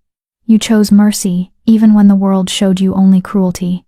That's why we're allowing this, another elder added. Why we're risking another Astrid. Because Theron believes you're different. And what Theron believes, the pack follows. All eyes turned to the Alpha King. He sat perfectly still, his silver gaze locked on Sarah with an intensity that made her feel transparent. I do believe you're different, Theron said. But belief isn't certainty. Once the ritual begins, you'll face a choice. Embrace the beast inside you, or master it. Choose wrong, and I'll put you down myself before you become what Astrid became. It should have been a threat. Instead, it felt like a promise. Brutal, but honest. I understand, Sarah said. Do you? Theron rose, moving around the fire toward her. Kyrian scrambled out of her lap as his father approached. Because once we begin, there's no going back. You'll be changed forever, Sarah. Even if you control the beast, even if you use your power wisely, you'll never be fully human again. You'll never fit into the world you came from. I never fit there anyway, Sarah replied, meeting his gaze without flinching. Then tomorrow night, under the full moon, we'll awaken what sleeps in your blood. Theron extended his hand. May you be strong enough to survive it. Sarah took his hand. His grip was crushing, a reminder of the power she was reaching for. But she didn't flinch, didn't pull away. I will be, she said with conviction she didn't entirely feel. The elders departed after that, leaving Sarah alone with Theron, Ravenna, and Kyrian. The fire burned low, casting dancing shadows across the stone walls. You should rest, Ravenna said gently. Tomorrow will be the longest night of your life. If you survive the first hour, you might see dawn. And if I don't, then we'll honor your memory as one who died seeking justice. Ravenna's hand found Sarah's shoulder. But I think you'll survive. You're stronger than you know. After Ravenna left, Sarah sat by the fire with Kyrian curled against her. The pup was almost asleep, his breathing deep and steady. She stroked his fur, finding comfort in the simple act. Thank you, Theron said suddenly. Sarah looked up. The Alpha King had moved to the chamber's edge, staring out at the star-filled sky. For what? For saving my son when you had no obligation to. For keeping your promise, even when it cost you everything. He glanced back, and for a moment, the ancient power dropped away, revealing something raw beneath. Kyrian's mother died bringing him into this world. He's all I have left of her. If he died because of human cruelty, his voice broke. I don't know what I would have become. He's worth saving, Sarah said simply. That's all that mattered. Many humans wouldn't agree. They see wolves as monsters, as threats. Theron turned fully toward her. But you looked at a frightened pup and saw someone who needed help. That's rare, Sarah. That's precious. Don't lose that part of yourself tomorrow night, no matter what else changes. I'll try, Sarah promised. That's all any of us can do. Theron moved toward the chamber's exit, then paused. One more thing. If you survive this, if you gain the power you seek, use it to build something, not just to destroy. Revenge is empty without purpose beyond it. Then he was gone, leaving Sarah alone with the sleeping pup and her own churning thoughts. Tomorrow night, under the full moon, she'd either become something powerful enough to face her enemies, or she'd die trying. Either way, the girl who'd learned to make herself small was about to disappear forever. What emerged in her place, if anything emerged at all, would determine not just her fate, but possibly the fate of everyone who'd wronged her. Sarah closed her eyes and tried to rest, though sleep felt impossible. Tomorrow, everything would change. She just had to survive it first. Chapter 7. Blood and Moonlight. The full moon rose blood-red over the Northern Pack's territory. Sarah stood at the center of a stone circle deep in the forest, ancient monoliths carved with symbols that predated human language. The air thrummed with power, making her skin prickle and her wolf blood sing in recognition. She wore nothing but a simple white shift that fell to her knees. Ravenna had explained that clothing would only be destroyed during the transformation, and modesty mattered less than practicality. Her feet were bare against cold stone, and the autumn wind raised goosebumps across her skin. Around the circle's perimeter, the pack gathered. Hundreds of wolves, some in human form, most in their true shapes, sat in silent witness. Their eyes glowed in the moonlight, reflecting crimson and gold and silver. Theron stood directly across from her, flanked by the 9 elders. He'd shed his human clothing, wearing only leather pants that looked ancient and ceremonial. Intricate tattoos covered his chest and arms, pack markings that told stories Sarah couldn't read. Sarah of Ashenvale. Theron's voice carried across the circle with supernatural clarity. You stand before the Northern Pack seeking the Blood Awakening. Do you come of your own free will? I do, Sarah replied, surprised her voice didn't shake. Do you understand that this ritual may kill you? I do. Do you swear, should you survive, to honor the pack that gave you this gift? To use your power wisely and never against those who shelter you? Sarah met his silver gaze. I swear it. Theron nodded. The 9 elders began to move, forming a circle around Sarah. Each carried a stone bowl filled with dark liquid that gleamed like oil in the moonlight. The Blood Awakening requires 3 elements, the white-haired elder intoned. Blood of the pack, to call forth what sleeps in your veins. Water from the sacred spring, to purify what must change. And your own will, stronger than death itself. The scarred elder stepped forward first, dipping his fingers in the bowl. He drew symbols on Sarah's forehead, her cheeks, her throat cold liquid that burned where it touched. Blood of warriors, he said, those who fought and died defending the pack. Their strength flows into you. One by one, the elders marked her arms, legs, chest, back. Each marking burned like ice fire, and Sarah had to clench her teeth to keep from crying out. The liquid wasn't just cold, it was wrong, something that didn't belong in the human world. When all 9 had finished, Sarah's entire body was covered in glowing symbols. They pulsed in time with her heartbeat, getting brighter with each passing second. The moon is at its apex, Ravenna called from outside the circle. It's time. Theron moved forward, carrying his own bowl. But this one didn't contain blood. It held water so clear it seemed to glow from within. This is the hard part, he said quietly, for Sarah's ears alone. When you drink this, the transformation will begin. The pain will be unlike anything you've experienced. You'll want to scream, to beg for it to stop, to die rather than endure another moment. But you cannot give up. If you surrender to the pain, it will consume you. How do I fight pain? Sarah whispered. You don't fight it, you survive it. Theron's eyes held something that might have been sympathy. Find something to hold on to, a memory, a purpose, a reason to live. Wrap yourself around it and don't let go, no matter what. He pressed the bowl to her lips. Drink, Sarah of Ashenvale, and may your spirit prove stronger than your body's limits. The water tasted like starlight and stone. like impossible things given physical form. Sarah drank it all, feeling it burn down her throat and into her stomach. For a heartbeat. Nothing happened. Then, the pain hit. It started in her chest, a sensation like her ribs were breaking, splintering outward. Sarah gasped, stumbled, would have fallen except Theron caught her. "Stand," he commanded. "You must remain standing, or the ritual fails." Sarah's legs shook, but she stood. The pain spread into her arms, her legs, her spine. It felt like every bone in her body was simultaneously breaking and reforming, like her muscles were tearing apart and weaving back together in new configurations. She screamed. Couldn't help it. The sound tore from her throat, raw and animal. Around the circle, the pack began to howl. Not in mockery and support. Their voices rose to the blood-red moon, a chorus of solidarity and strength. "Remember why you're doing this." Sarah thought desperately through the agony. Remember grandmother. Remember justice. Remember. The pain intensified. Her vision went white, then red, then black. She felt her body convulsing, felt Theron's hands the only thing keeping her upright. "Find your anchor." His voice boomed. "Find what keeps you human." But Sarah couldn't think past the pain. It was everywhere, everything, consuming her like the fire that had destroyed her home. She was burning again, dying again, and this time there was no escape.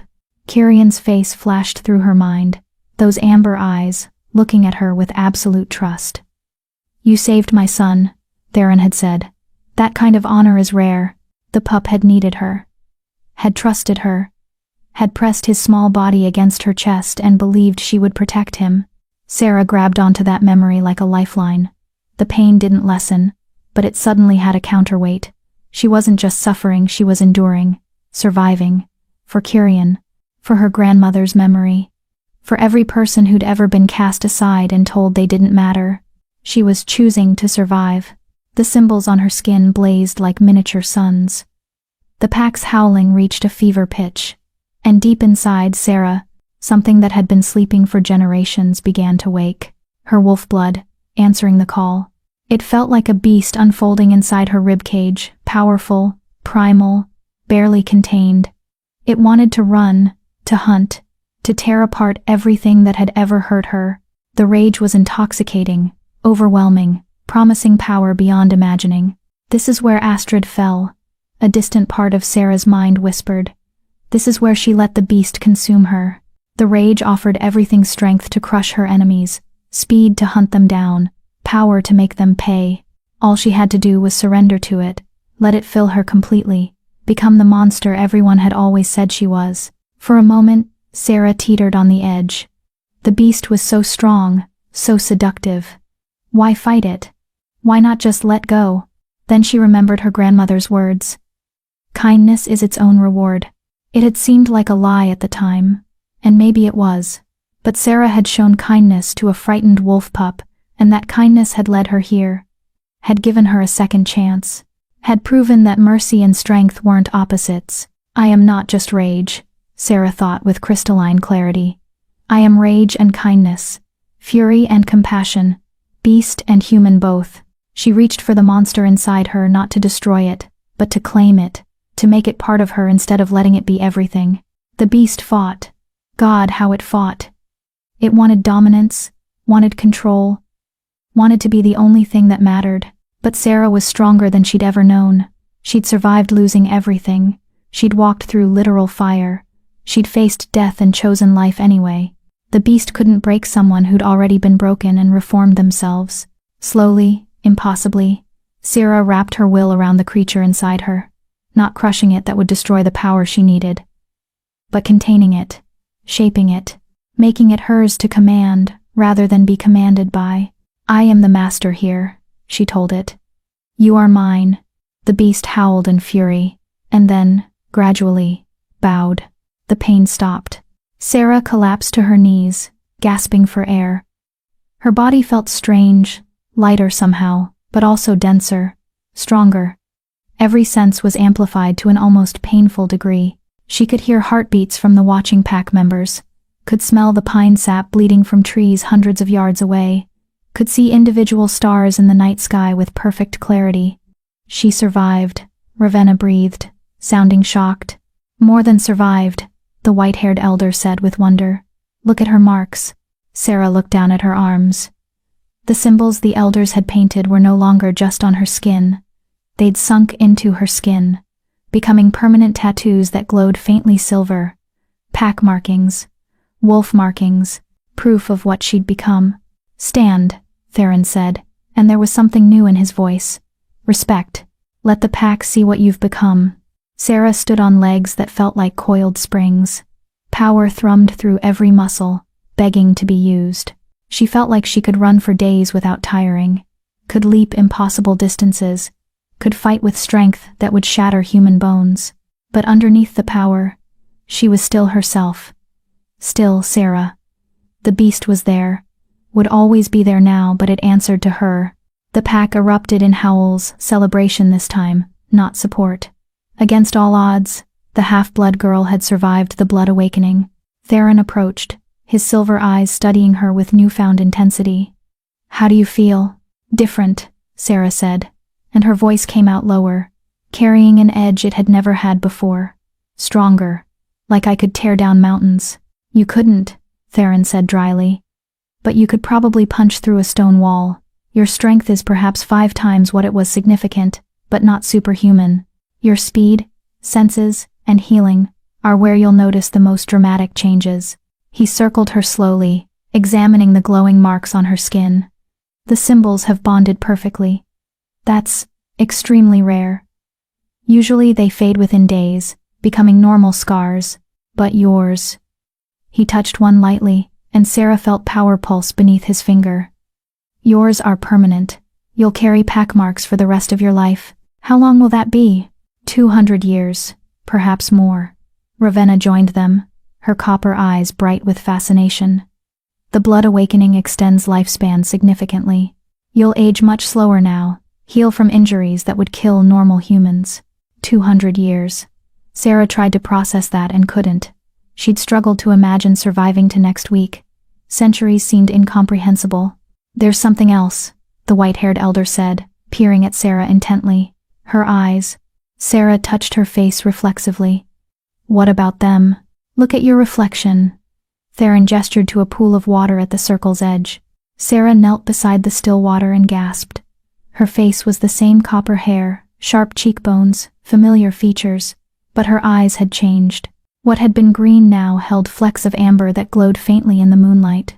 Wolf eyes, staring back at her from a human face. They'll fade to normal in daylight, Ravenna explained.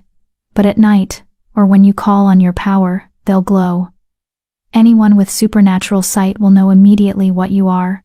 What am I? Sarah asked, still staring at her transformed reflection.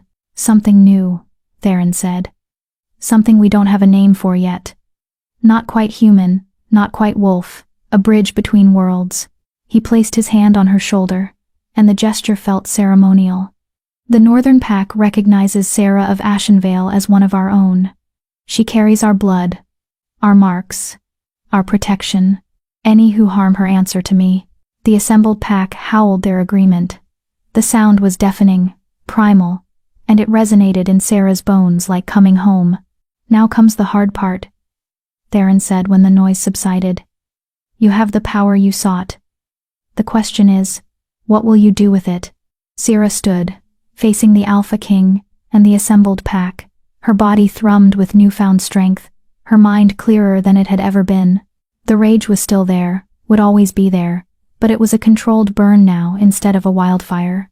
I'm going back to Ashenvale, she said. I'm going to face Garrett and everyone who helped him, and I'm going to make them answer for what they've done. Revenge? The scarred elder asked. Justice, Sarah corrected. There's a difference.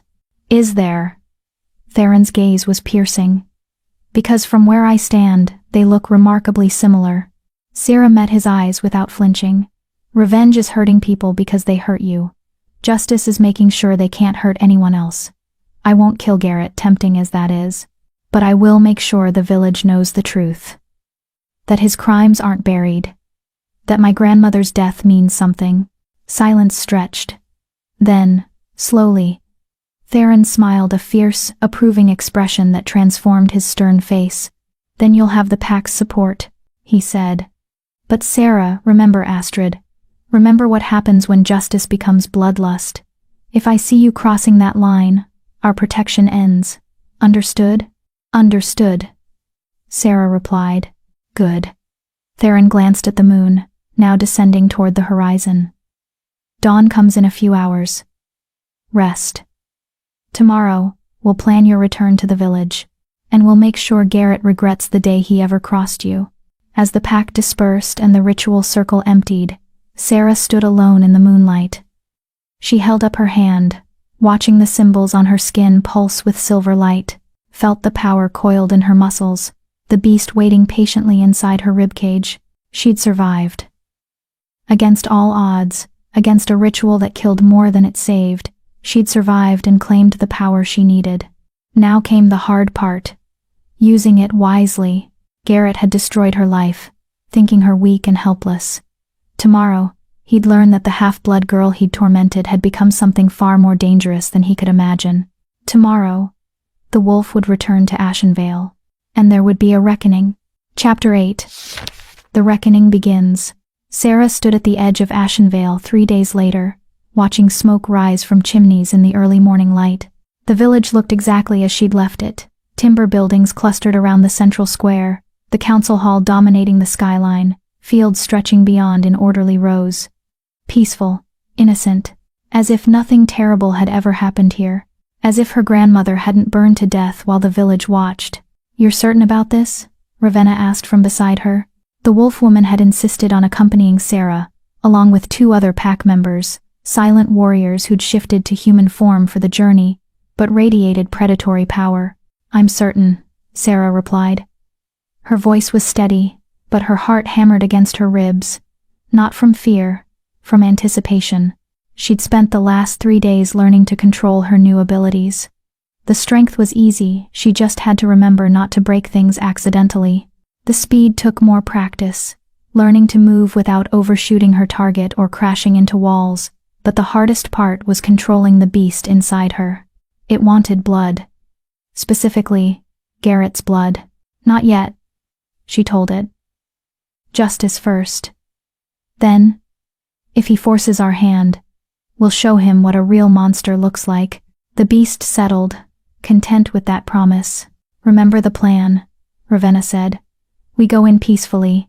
You present your case before the council, give them a chance to make this right, and when they refuse, then we show them why refusing was a mistake. Ravenna's smile was sharp. But we do it, Theron's way, no unnecessary killing, no harming innocents. We're here to prove the pack is better than human cruelty, not worse.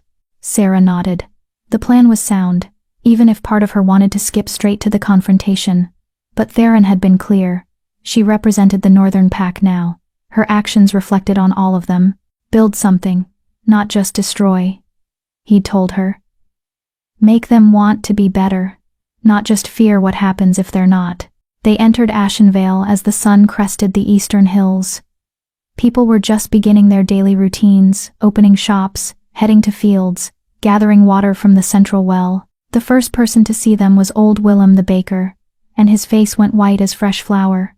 Sarah? He breathed. But you're supposed to be dead, Sarah supplied. Burned in the fire that destroyed my home?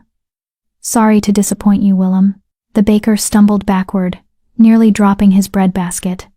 Others were noticing now, emerging from homes and shops to stare at the impossible sight of the half-blood girl returned from certain death. And she looked different. Even without calling on her power, Sarah radiated something new. Confidence, strength, an aura that made people instinctively step back and lower their eyes. She's got wolves with her, someone whispered. Gods protect us. She's brought the pack. Fear rippled through the gathering crowd. Sarah could smell it sharp and acrid, making her wolf blood sing with satisfaction.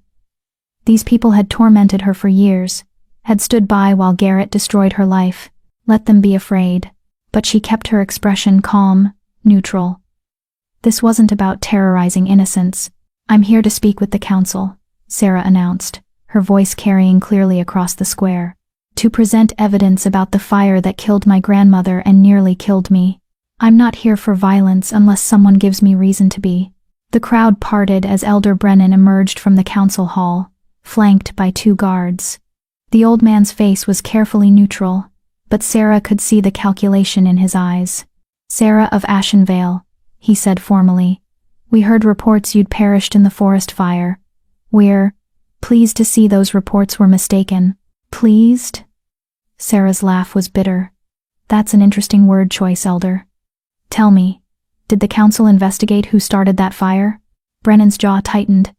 Forest fires are tragic but natural occurrences. There was nothing natural about that fire. Sarah moved forward, and the crowd scattered before her like leaves. It was set deliberately, in 3 locations simultaneously, designed to trap anyone at my cottage against the cliffs. That takes planning, that takes intent, that takes murder. Murmurs spread through the crowd. Brennan raised his hands for silence.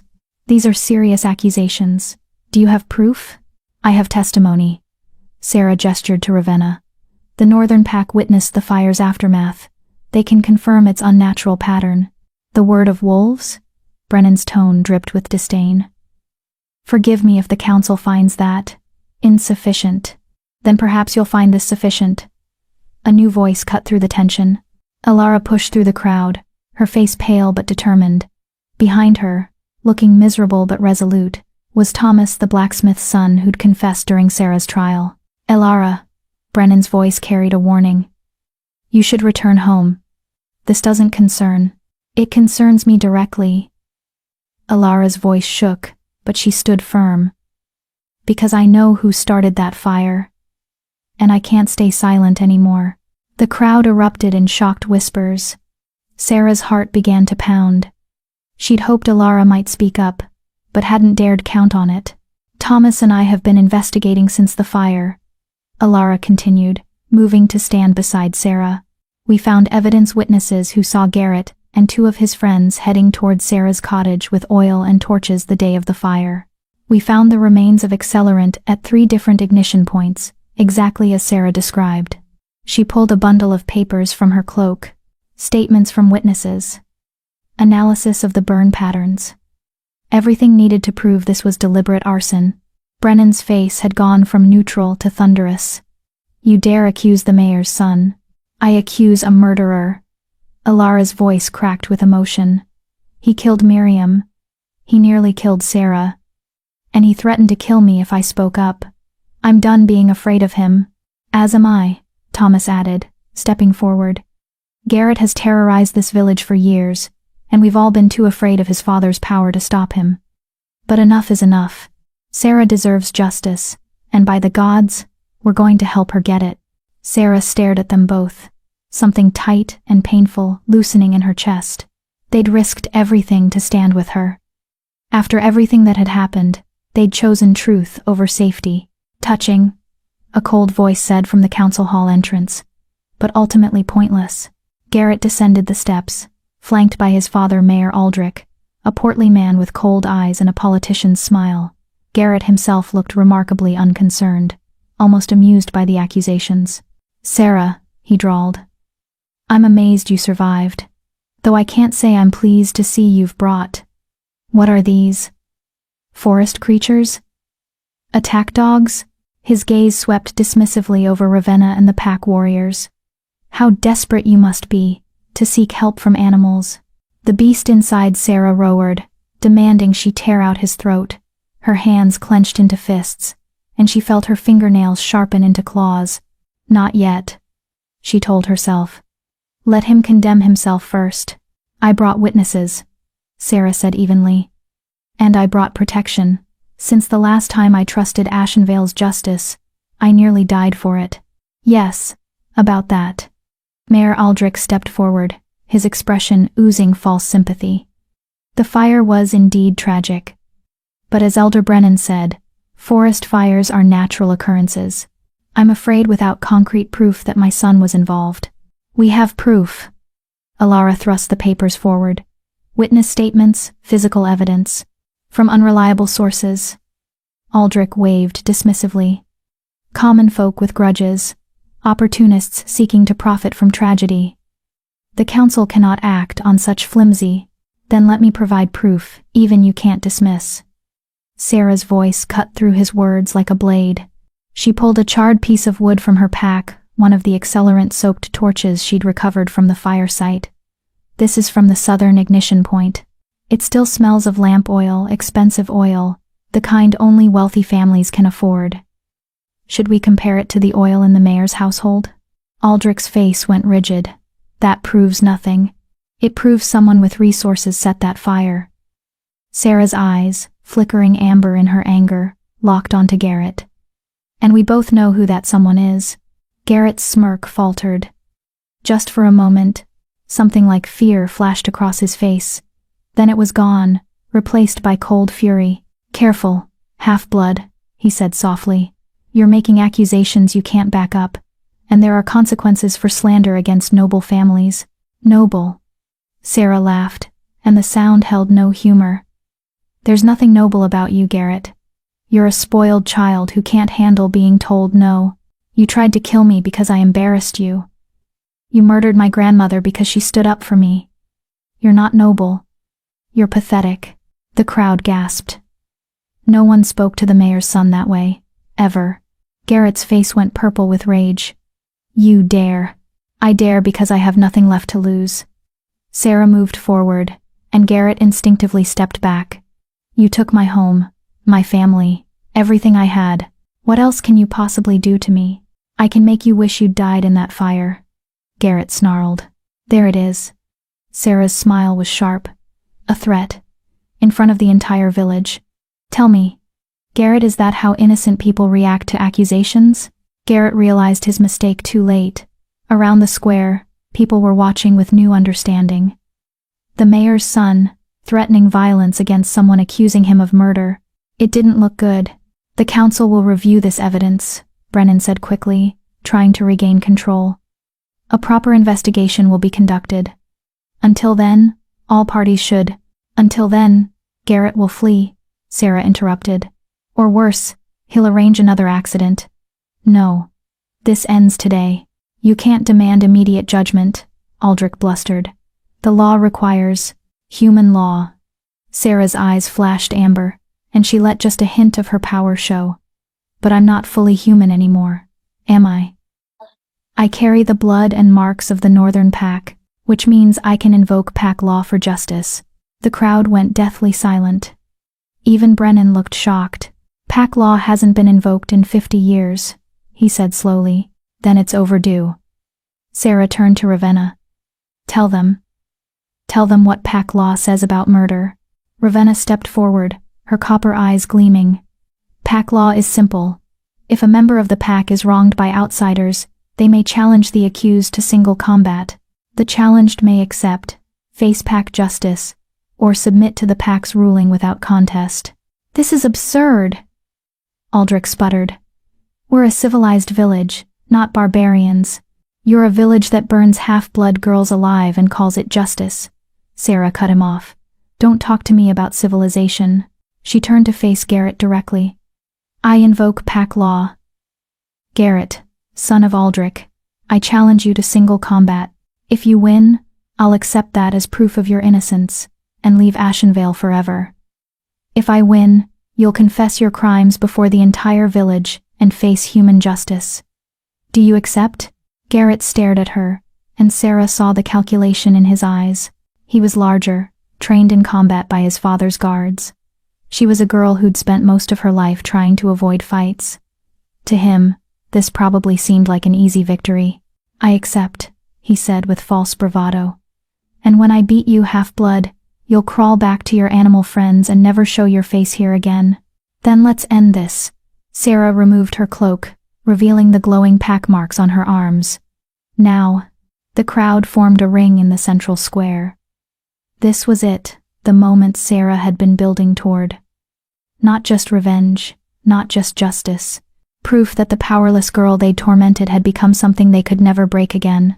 Garrett drew his sword, a fine blade, well maintained, the weapon of someone who'd trained but never really fought. He settled into a fighter's stance, confident and smirking. Sarah stood empty-handed, her body relaxed, her eyes beginning to glow. Last chance to back down, Garrett taunted. I'd hate to mar that pretty face. Wait, you're not pretty, are you? Just another plain half-blood about to learn her place. Sarah smiled, and it was nothing human. Come find out. Garrett lunged, and Sarah showed him exactly what happens when you underestimate a wolf. Chapter 9. The Wolf's Justice. Garrett's sword came down in a brutal overhead strike meant to cleave Sarah from skull to sternum. She wasn't there. Sarah moved with speed that made the watching crowd gasp, one moment standing still, the next 6 feet to the left. Garrett's blade bit into empty cobblestones, sending sparks flying. Too slow, Sarah said quietly. Garrett snarled and spun, slashing horizontally. But Sarah was already moving again, flowing around the attack like water. She didn't even look like she was trying, just walking casually while Garrett exhausted himself chasing her shadow. Stand still and fight, Garrett roared, frustration cracking his composure. Why? Sarah tilted her head, her amber eyes gleaming. You wanted to prove your innocence through combat. So far, all you're proving is that you can't land a single hit, the crowd murmured. Some faces showed shock, others satisfaction. They were watching the golden boy, the mayor's son who'd never faced consequences, being toyed with by a girl he'd tried to murder. Garrett's face went crimson. He charged like a bull, sword raised, all technique abandoned in favor of brute force. Now, the beast inside Sarah whispered. Show them. Sarah stopped dodging. She met Garrett's charge head-on, catching his descending blade with her bare hands. The crowd screamed. Metal should have sliced through flesh and bone. Instead, Sarah's palms glowed with silver light, and the sword stopped dead, caught between hands that had become harder than steel. Garrett's eyes went wide with terror. What? Sarah twisted. The sword shattered like glass, fragments scattering across the cobblestones. Then she moved so fast Garrett didn't even have time to flinch and slammed her palm into his chest. The mayor's son flew backward 15 feet and crashed into the well's stone wall hard enough to crack it. He slumped to the ground, gasping for air, blood trickling from his nose. Get up, Sarah said, her voice carrying across the silent square. You're not done yet. Garrett struggled to his feet, terror finally replacing arrogance. You're a monster. No. Sarah moved forward slowly, deliberately, giving him time to see her coming. I'm exactly what you made me. You tried to kill a girl who showed kindness to a wolf pup. That girl died in the fire. What survived is something far less forgiving. She reached down and hauled Garrett up by his shirt, lifting him one-handed until his feet dangled off the ground. The ease of it, the casual display of impossible strength, sent ripples of fear through the watching crowd. Here's what's going to happen, Sarah said, her face inches from Garrett's. You're going to confess. Every crime, every lie. Everything you did to me, to my grandmother, to Alara. You're going to tell the truth for once in your miserable life. I won't. Sarah's grip tightened, and something in Garrett's chest creaked ominously. Not breaking. Not yet. But the threat was clear. You will, she said softly. Because if you don't, I'll take you into the forest. And we'll see how long the mayor's son survives when the Northern Pack decides to hunt him. You can't. Mayor Aldrich pushed through the crowd, his face apoplectic. This is barbarism. Guards, arrest her. The village guards moved forward hesitantly, hands on their weapons. But Ravenna and the two-pack warriors stepped into their path, and the guards stopped dead. One look at those copper eyes, those predatory smiles, and the guards' courage evaporated. Touch her, Ravenna said pleasantly, and discover what happens when humans threaten pack members. The guards backed away. You see this? Sarah addressed the crowd, still holding Garrett aloft. This is your leadership. A mayor who covers up his son's crimes, guards who enforce the strong over the just, a council that condemns the innocent and protects the guilty. Is this the Ashenvale you want? Silence. Then someone spoke, old Willem the baker, his voice shaking but clear. No. It's not. Another voice joined his. Then another. Within moments, dozens of villagers were speaking up, some timidly, others with growing anger. Years of resentment toward the mayor's corruption, toward Garrett's unpunished cruelty, suddenly finding voice. Let the boy confess, someone shouted. "We deserve the truth," another yelled. The tide was turning. Sarah could feel it, the crowd's mood shifting from fear to righteous anger. They'd been bullied and controlled for so long, and now they saw someone standing up to their oppressors, someone who couldn't be silenced or threatened. "Last chance, Garrett," Sarah said. "Confess, or I let the pack have you." Garrett's resistance crumbled.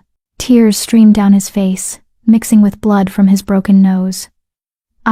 I started the fire, used oil from my father's stores, set 3 ignition points like he said." "Like who said?" Sarah's grip tightened. "My father," Garrett sobbed. "He planned it, said the half-blood was becoming a problem, that her trial made him look weak. He told me to make it look like an accident." "Garrett," Aldrich roared, "be silent." But his son was beyond stopping.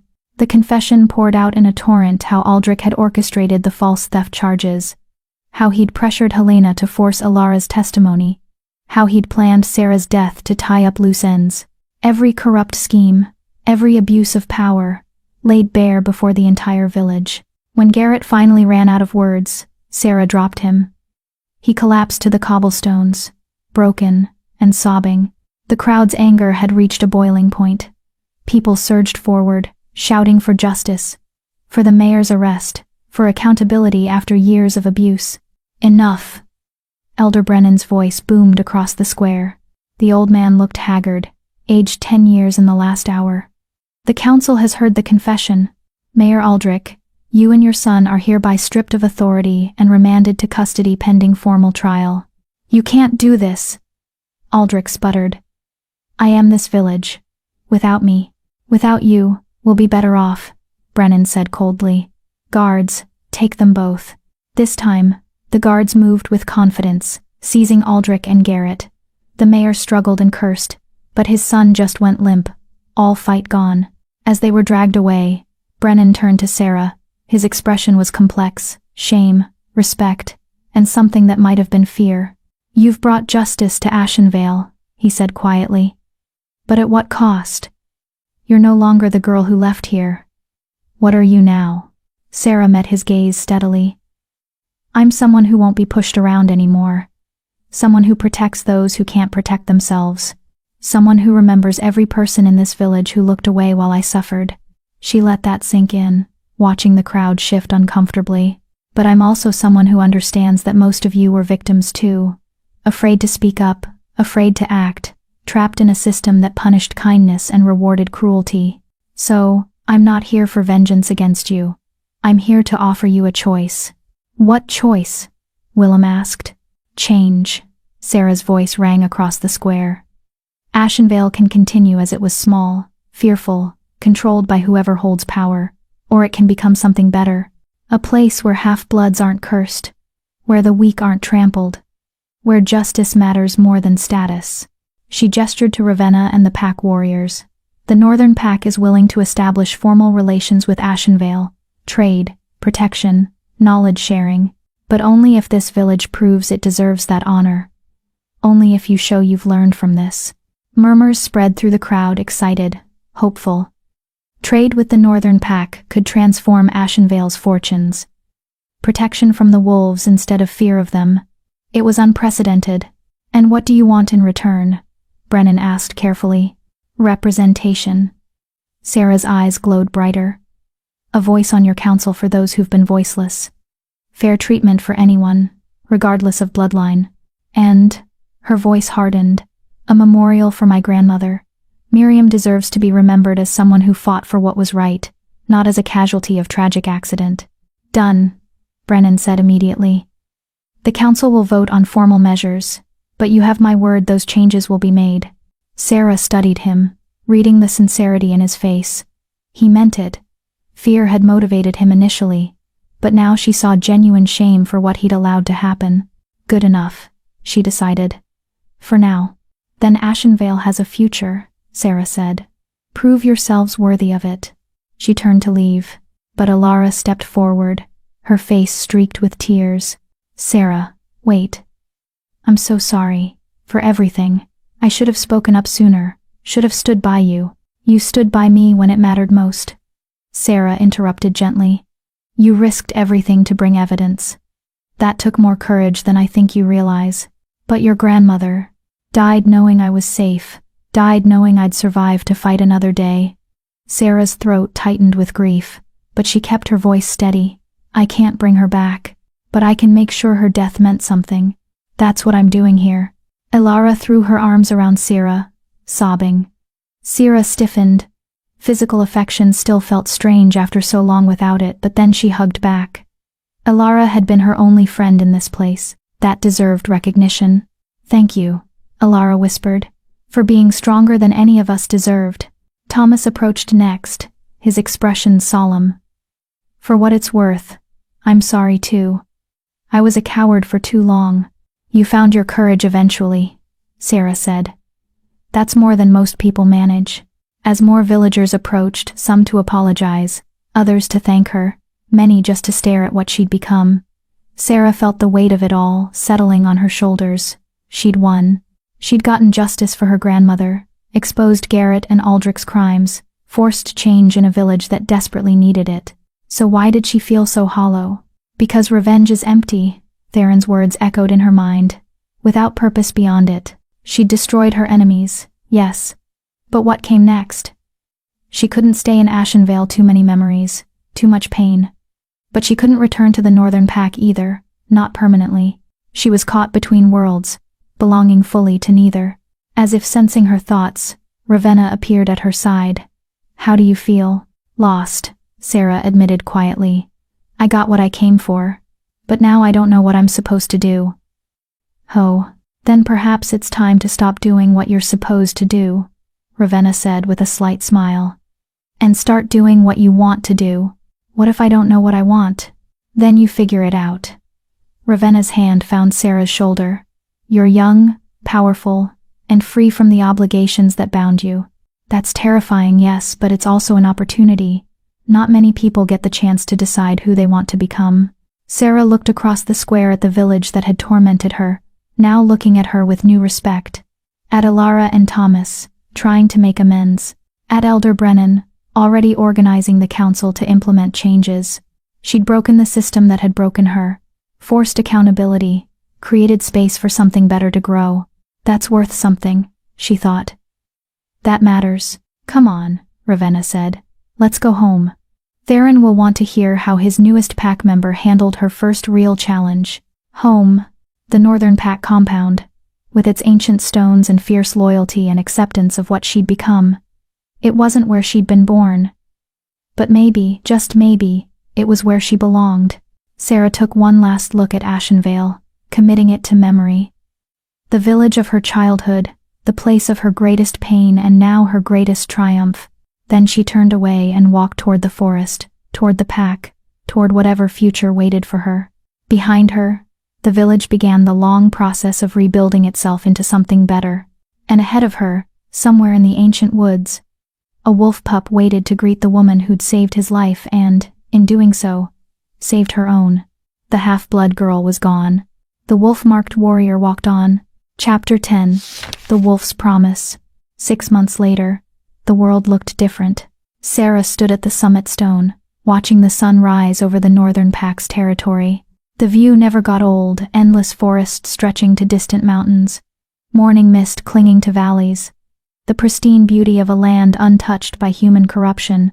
She'd changed in those 6 months, not just physically, though her body had grown stronger, more defined from constant training. But internally, the rage that had driven her through the blood awakening had settled into something more sustainable, a quiet determination to be better than those who'd wronged her. Footsteps approached from behind. Sarah didn't turn. She'd learned to identify pack members by their gait, their scent, the unique rhythm of their presence. Kyrian, she said with a smile. You're up early. The wolf that emerged from the tree line was no longer a pup. In 6 months, Kyrian had grown into a magnificent creature nearly as large as his father, with silver-white fur that gleamed in the dawn light. His amber eyes held the same intelligence they'd always had, but now tempered with maturity. He padded to Sarah's side and pressed his massive head against her hip. She scratched behind his ears, marveling, as she always did, at the trust he showed her. Father wants to see you. Kirian's voice whispered directly into her mind. The pack's mental communication had taken Sarah months to master, but now it felt as natural as speaking. Did he say why? He said, "It's time." Time. Sarah knew what that meant. For 6 months she'd been training, learning, growing into her new abilities. But she'd also been avoiding a decision what came next. She couldn't stay with the pack forever, living in comfortable limbo. Eventually, she'd have to choose a path forward. "All right," Sarah said, giving Kirian one last scratch. "Let's not keep the Alpha King waiting." They walked through the compound together, the wolf and the half-blood woman who'd saved his life. Pack members they passed nodded respectfully. Sarah had earned her place here through action, not bloodline. They respected that. Theron's den had become familiar territory. Sarah entered without hesitation, finding the Alpha King standing before a massive map carved into the stone wall. It showed the Northern Pack's territory, the surrounding human settlements, and marked in red areas of conflict. "Trouble?" Sarah asked. "Always." Theron turned, and his silver eyes studied her with that penetrating gaze she'd come to recognize. "But that's not why I called you here. Sit." Sarah sat on one of the cushioned benches. Kirian settled at her feet, still protective even in his father's presence. "6 months ago, you came to us seeking vengeance," Theron began. "You've had your revenge. Garrett and his father are imprisoned. Ashenvale has reformed its laws, and your grandmother's memorial stands in the village square. You've accomplished everything you set out to do. But," Sarah heard the unspoken word, "but you're still here." Theron moved to sit across from her. "Don't misunderstand, you're welcome to stay as long as you wish. You've earned that right 100 times over, but I think we both know you're not staying because you want to. You're staying because you don't know where else to go." The observation hit uncomfortably close to home. Sarah had been avoiding that exact question for months. "I don't fit in the human world anymore," she admitted, "and I'm not fully Pack. Where exactly am I supposed to go? That depends on what you want to do, not where you want to be." Theron leaned forward, his elbows on his knees.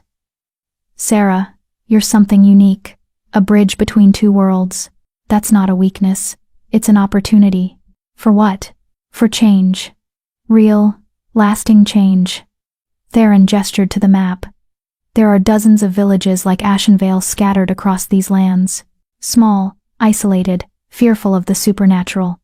And there are supernatural communities, wolf packs, fae courts, ancient beings who view humans as beneath notice, or worse, as prey. The divide between these worlds grows wider every year." He met her eyes. "You could be the one who closes that gap. A mediator, a protector of both sides. Someone who understands human fragility and supernatural power." Sarah's heart began to pound. "You want me to be... what? An ambassador? I want you to be whatever you choose to be." Theron's smile was slight but genuine. "But yes, the Northern Pack would officially recognize you as our emissary to human territories. You'd have our backing, our protection, our resources. Your job would be simple. Find places where humans and supernatural beings are in conflict, and broker peace, protect the innocent, punish the guilty, create understanding where there's only fear." "That's not simple," Sarah said. "That's impossible. So was surviving the Blood Awakening. So was bringing justice to Ashenvale alone." Theron's gaze was steady. "You've already done the impossible. Sarah, this is just doing it on a larger scale." Sarah stood, needing to move, to think. She walked to the map, tracing the red marks that indicated conflicts. So many. So much pain and fear on both sides. "What if I fail?" she asked quietly. "What if I make things worse? Then you'll learn from it and try again." Theron joined her at the map.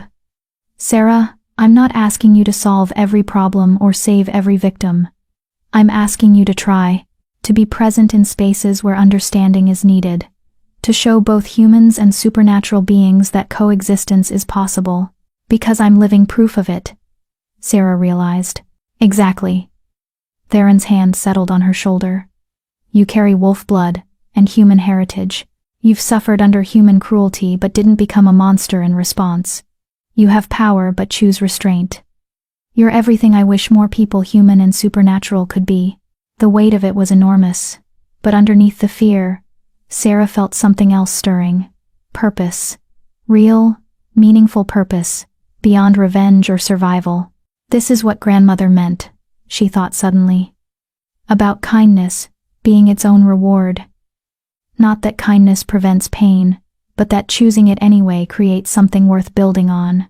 I'll do it, Sarah said, turning to face Theron.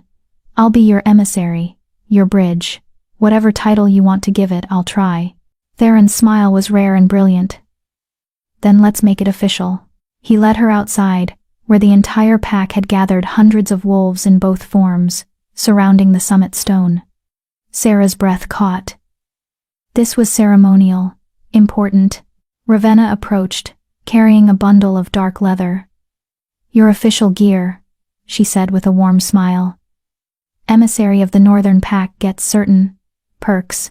The leather was armor lightweight, but incredibly strong, marked with the same glowing symbols that decorated Sarah's skin. A cloak of midnight black fur that shimmered silver in certain lights, and a blade short, perfectly balanced, forged from some metal that caught moonlight even in daylight.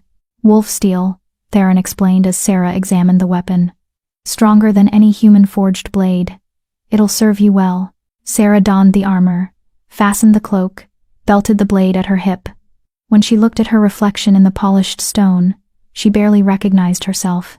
The frightened half-blood girl was truly gone. In her place stood a warrior, fierce, capable, ready. Sarah of Ashenvale. Theron's voice rang across the assembled pack. Do you swear to serve as bridge between the Northern Pack and the human world? To seek peace where possible, deliver justice where necessary, and represent our interests with honor? I swear it, Sarah replied, her voice steady and strong. Do you swear to protect the innocent, regardless of species? To stand against cruelty wherever you find it? To use your power wisely and remember that strength without mercy is tyranny? I swear it. Then, before the pack and the ancient forest, I name you Sarah Wolfborn, emissary of the Northern Pack, bearer of the Blood Awakening, and friend to all who seek justice. Theron's eyes blazed with silver light. May your path be clear, your purpose true, and your enemies wise enough to flee before you. The pack erupted in howls, a deafening chorus of support and acceptance. Sarah felt tears prick her eyes but refused to let them fall. This was a beginning, not an ending. A new chapter opening. Kyrian bounded forward and shifted his massive wolf form, blurring, reshaping into that of a young man with silver-white hair and amber eyes. He was perhaps 16 in appearance, though Sarah knew wolf aging didn't follow human patterns. I'm coming with you, he announced. Kyrian Theron started. Father, she saved my life. I owe her. Kyrian's expression was stubborn, a young wolf testing his independence. Besides, she'll need someone who can shift fully, someone who can scout ahead, carry messages to the pack, provide backup in her wolf form when she needs it. Theron looked at Sarah. Your decision. He's no longer a pup, but he's still young. Taking him means being responsible for his safety. Sarah studied Kyrian, the boy who'd been a frightened pup 6 months ago, who'd grown into something brave and loyal. Having him along would complicate things, yes, but it would also mean having someone she trusted absolutely at her back. If he's willing to follow my lead and not take stupid risks, Sarah said, then I'd be honored to have him. Kyrian's grin was pure joy. I promise, no stupid risks. Well, no unnecessary stupid risks. We'll work on that definition, Sarah said dryly. Over the next few days, they prepared for departure. Ravenna taught Sarah the basics of diplomatic negotiation. The elders provided information on nearby conflicts that might benefit from mediation, and Theron gave her something precious, a seal bearing the Northern Pack's mark, proof of her authority to speak on their behalf. Use it wisely, he said. That seal carries weight. It can open doors or start wars, depending on how it's wielded. On the morning of departure, Sarah stood at the compound's edge, her supplies packed, Kyrian in wolf form waiting patiently beside her. The pack had gathered to see them off, a tradition for those embarking on significant journeys. Ravenna hugged her fiercely. Come back sometimes. You'll always have a home here. I will, Sarah promised. Theron approached last, For a moment, they simply looked at each other, the ancient Alpha King and the half-blood girl he'd saved. So much had changed between that first desperate meeting and now.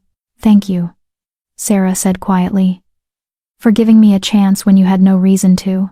You earned every chance I gave you." Theron's hand settled on her shoulder. "Sarah, remember that power is a tool, not a solution. The real work you'll be doing isn't about strength. It's about understanding, about seeing the humanity in both humans and beasts." "I'll remember." "Good." His smile was slight but warm. "Now go. Show the world what happens when someone refuses to be broken by cruelty. Show them that kindness and strength aren't opposites, they're partners." Sarah nodded, unable to speak past the lump in her throat. Then she turned and walked toward the forest, Kyrian at her side, the dawn sun painting the sky in shades of gold and crimson. Behind her, the pack howled not goodbye, but see you again. The sound followed her into the trees, a promise that she'd never truly be alone. 3 weeks later, Sarah stood at the edge of another village, Millbrook, a settlement plagued by mysterious disappearances blamed on forest monsters. She'd investigated, found the truth, not monsters, but a desperate Fae court whose land had been poisoned by human mining operations. They'd been stealing people to force negotiations. Both sides were wrong. Both sides were suffering. Both sides needed someone to bridge the gap. "This is it," Sarah thought, adjusting her cloak. "This is what I do now." Kyrian, in human form beside her, grinned. "Ready to terrify some humans and lecture some Fae? That's not how I'd phrase it, but essentially yes." Sarah's eyes gleamed amber in the fading light. "Let's go build some bridges." They walked into Millbrook together, the wolf-marked emissary and her shape-shifting guardian. Some villagers screamed. Others reached for weapons, but a precious few looked at Sarah's official bearing, her confident stance, and chose to listen instead of fight. "I'm Sarah Wolfborn, emissary of the Northern Pack," she announced to the gathering crowd. "I'm here about your missing people, and I'm here to tell you that the solution isn't more violence, it's understanding. If you're willing to listen, I can help you, both you and the beings you call monsters." An old woman stepped forward, reminded Sarah painfully of her grandmother. "Can you bring back those who were taken?" "I can try," Sarah said honestly. "I can't promise success, but I can promise I'll fight for justice for all of you, human and supernatural alike." The old woman studied her for a long moment, then nodded. "That's more than anyone else has offered. We're listening." As Sarah began explaining the situation, the poisoned land, the desperate Fae, the need for compromise, she felt something settle in her chest.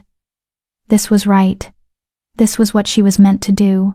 Not revenge, not destruction, but building slowly, painfully, one bridge at a time, a world where the powerful protected the weak instead of exploiting them, where half-blood girls weren't cursed, where frightened wolf pups could be saved, where kindness mattered as much as strength. Her grandmother had been right after all. Kindness was its own reward, not because it prevented suffering, but because choosing it anyway created something worth fighting for. Sarah smiled, her amber eyes bright with purpose. The half-blood girl had died in flames. The wolf's emissary had risen from the ashes. And her work, her real work, was just beginning. Epilogue. 1 year later, Elder Brennan of Ashenvale opened the envelope with trembling hands. The seal, a silver wolf's head, marked it as official correspondence from the Northern Pack. Such letters came rarely, and each one had changed the village in profound ways.